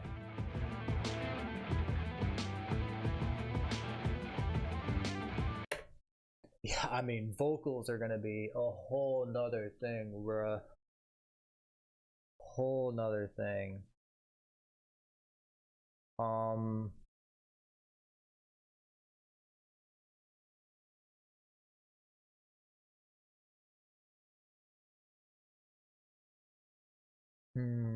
I don't even want to deal with the vocals until after I get these whispers down.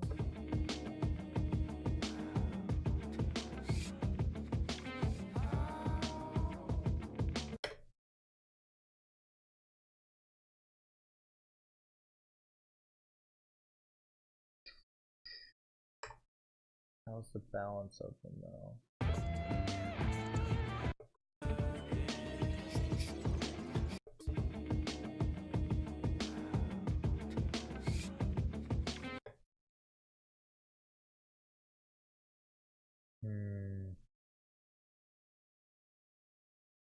Yeah, we can do them separately. Do them separately.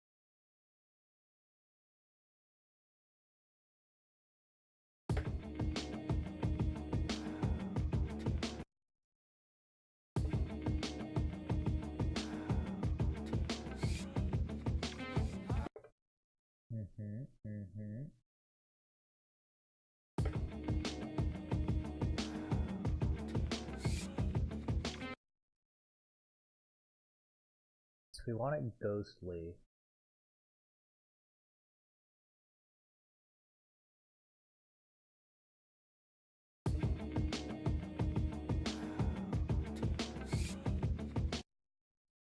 Little too strong there.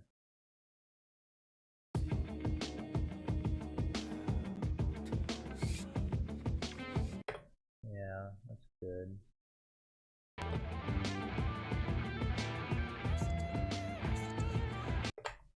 Yeah, it's a bit too loud. Push it even more to the side.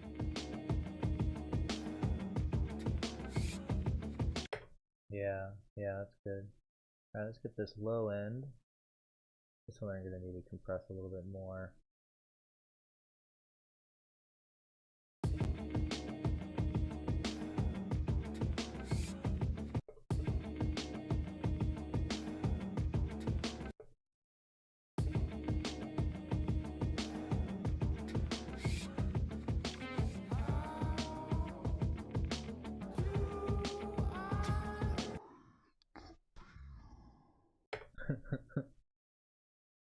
This is so cool.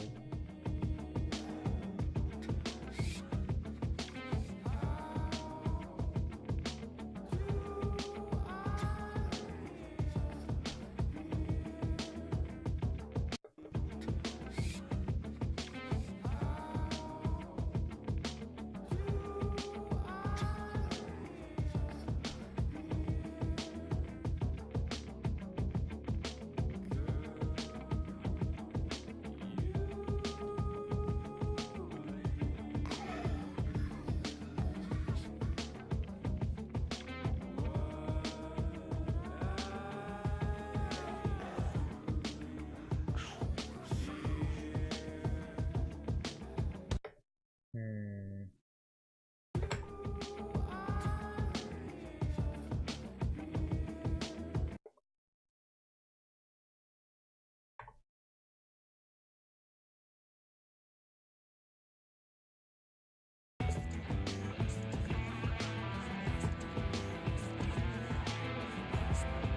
Smoke 'em out.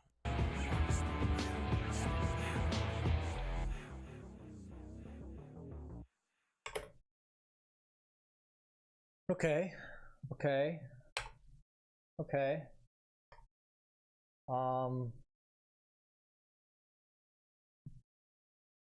Okay.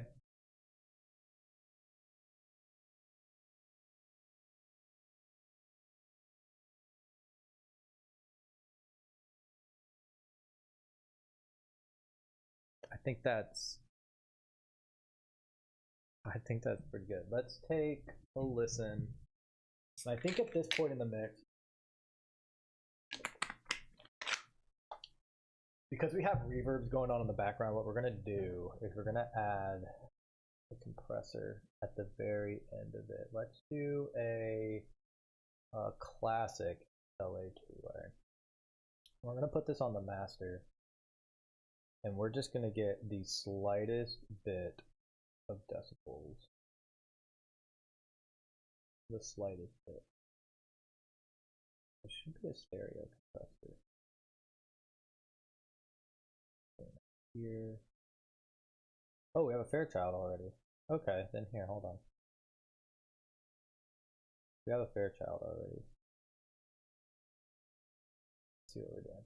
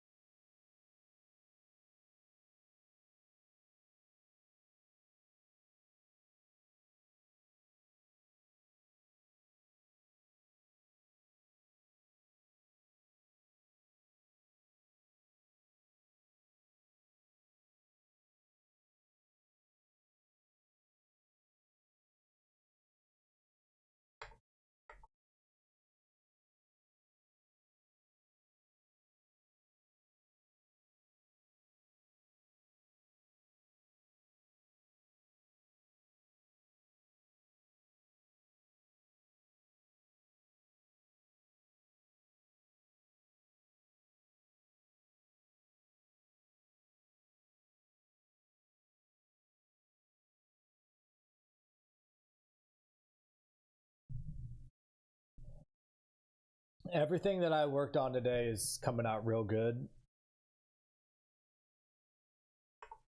The only thing I think, honestly, is like this.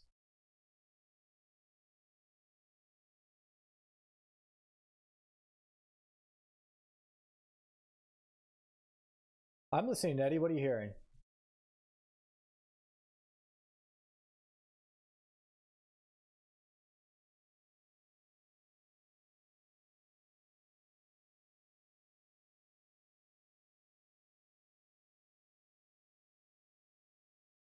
Oh, you can't hear it?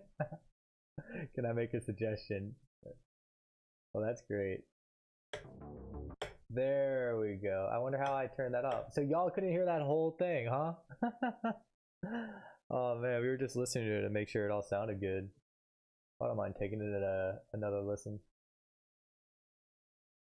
Man, tackling these vocals are going to be huge.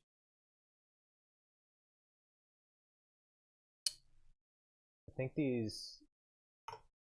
I don't mind his reverbs, honestly.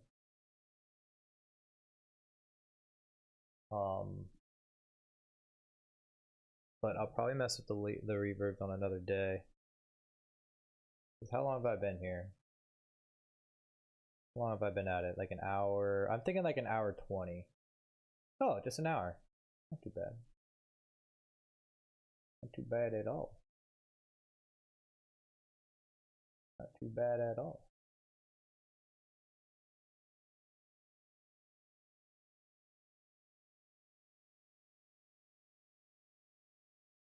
Boom, boom, boom, boom, boom, boom. Boom, boom, boom, boom, boom, boom, boom. It says 2 hours 20? Oh, it does. Why does YouTube not show that? Oh, my bad. I was looking at the wrong statistic. Average viewing duration is what I was looking at.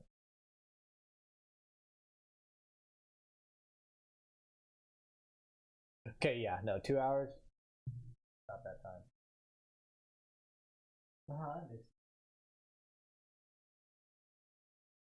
All right, let's give it one more listen, Eddie. One more listen. That way you can kind of hear it all.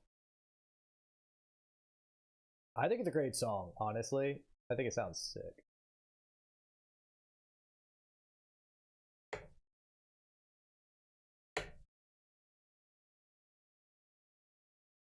Oh man, you still can't hear it, huh?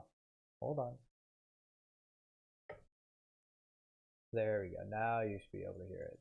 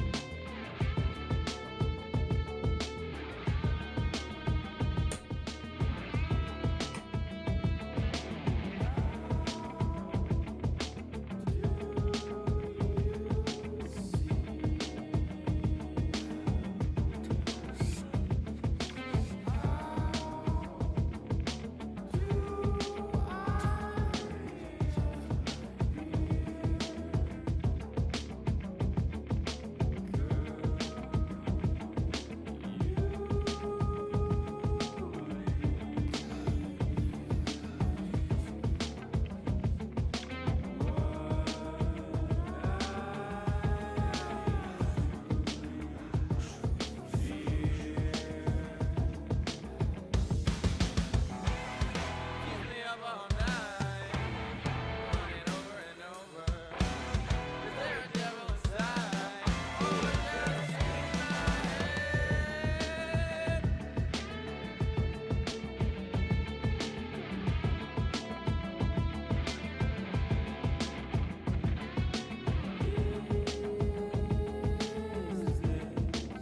Yeah, I think it's sounding good.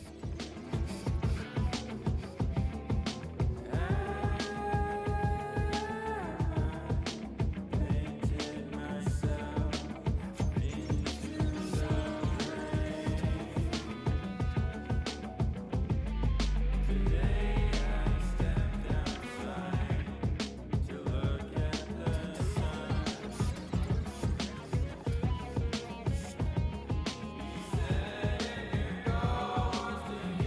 vocals a little loud right here. No, I haven't mixed the vocals at all yet. Looking over my shoulder, will the visitors stay? I hope they're getting closer.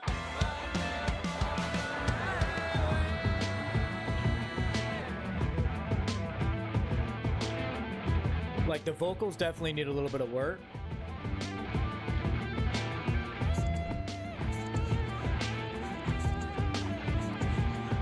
But like the things behind it, even the whispering.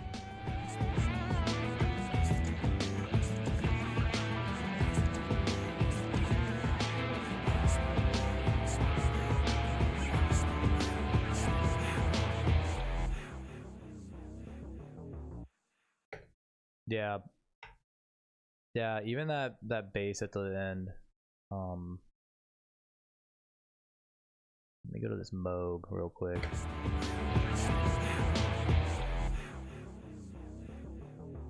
Oh, that's why. I need to bring in this top end at the very end again. That's why it's not hitting.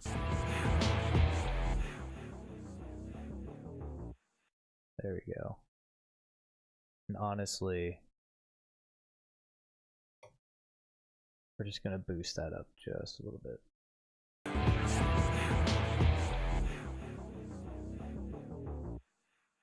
Yeah.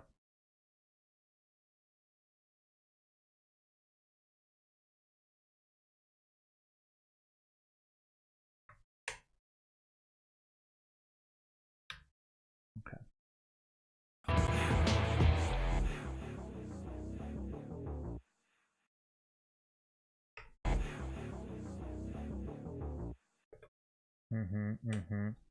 And then these vocals, just as I'm thinking about it, these whispers. Is it the whispers or is it the...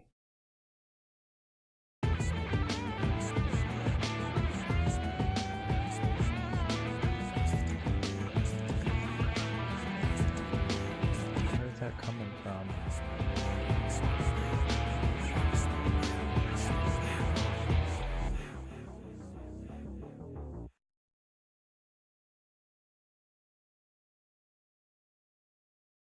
Where is that coming from?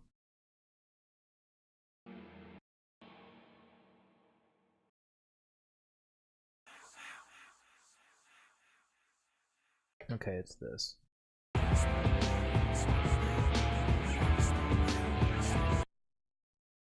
So we're gonna take this and we're gonna fade it out.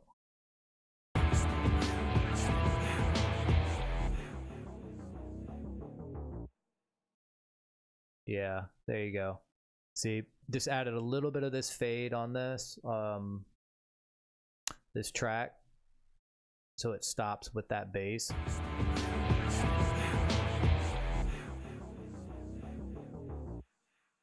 See, it kind of carries out a little further. We want that completely done by the time the bass stops. Just like that. Just like that. It sounds really good. Even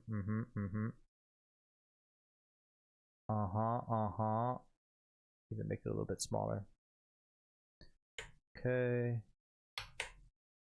Copy all. We're gonna consolidate this real quick before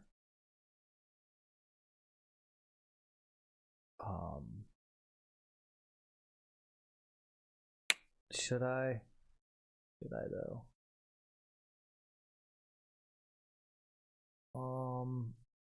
I don't know. I think I should. I think I'm gonna make the decision to consolidate it. I won't be able to go back and make those changes in terms of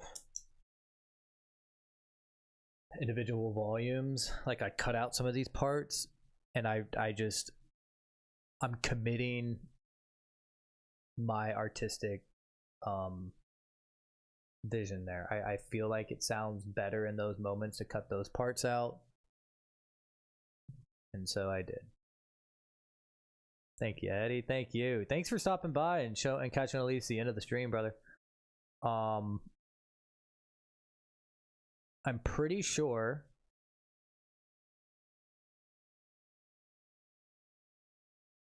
Yeah, Eddie, I'm pretty sure I had an organic viewer come in on YouTube. Someone just popped by, said hi. It's really cool, you know. Stream's getting out there. People are catching it.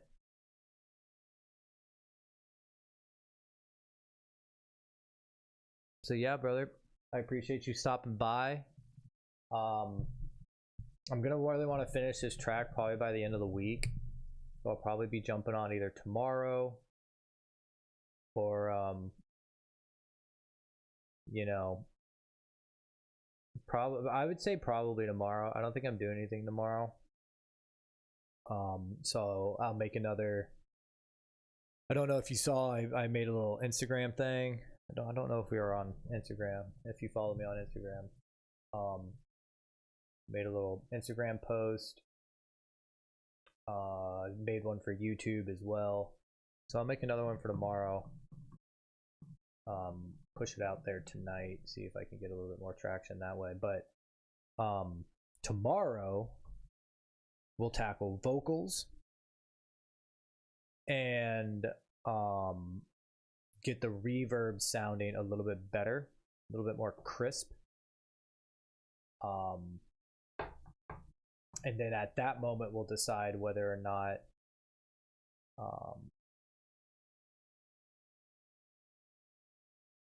wanted to say experimenting with adding Spotify for a low end background and mute it for so allow audience to listen to it and have it duck when your main track or fixing comes up. You know, I've thought about that.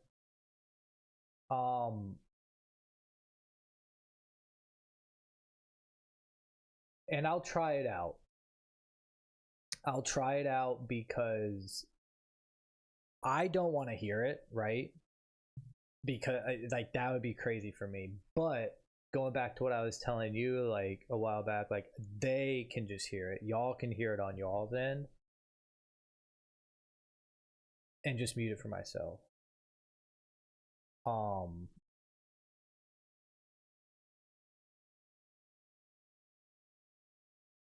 Yeah, I'm trying to think of like what type of track to put in the background, and I'll just have to experiment, you know, because I don't want it to be like too distracting going from one song to another like really quickly, you know. But yeah, if it's something just kind of ambiguous enough to where if I can put, you know, yeah, because I can just duck it. I could probably just do an audio ducker. Yeah. Well, yeah, no, I appreciate that suggestion because that is something that I've thought about before, and the fact that you said it kind of makes me think about it. Yeah, no, I do agree with like filling the quiet pauses. And you know what I might do then, Eddie? Now that I think about it, I might create just a really long release time on that compressor, so it's not up and down super quickly. Like if I'm going over a part kind of like this. Oh, that's a bad part. That was very dynamic. You know, and if I stop it and then start it again, I don't want the music to be like just jumping in the middle. So I'll have a really long release time. That way, if it's like this, where I'm talking for a prolonged period of time, like 5 to 10 seconds or even like 10 to 15 seconds, the music starts to creep into the background, you know?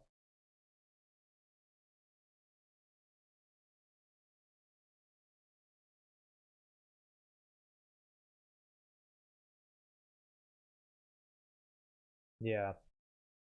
Yeah, no, I'll try that out for I could probably get something you know, like a long enough lo-fi track on YouTube free to where it like almost sounds the same, you know, or has the same style and then just like EQ it as well, so like bring out the mids of it, so it's just kind of like, yeah, awesome, brother. I really appreciate you. You have a good night. Thank you so much for stopping by. I'll see you tomorrow, brother. Thanks.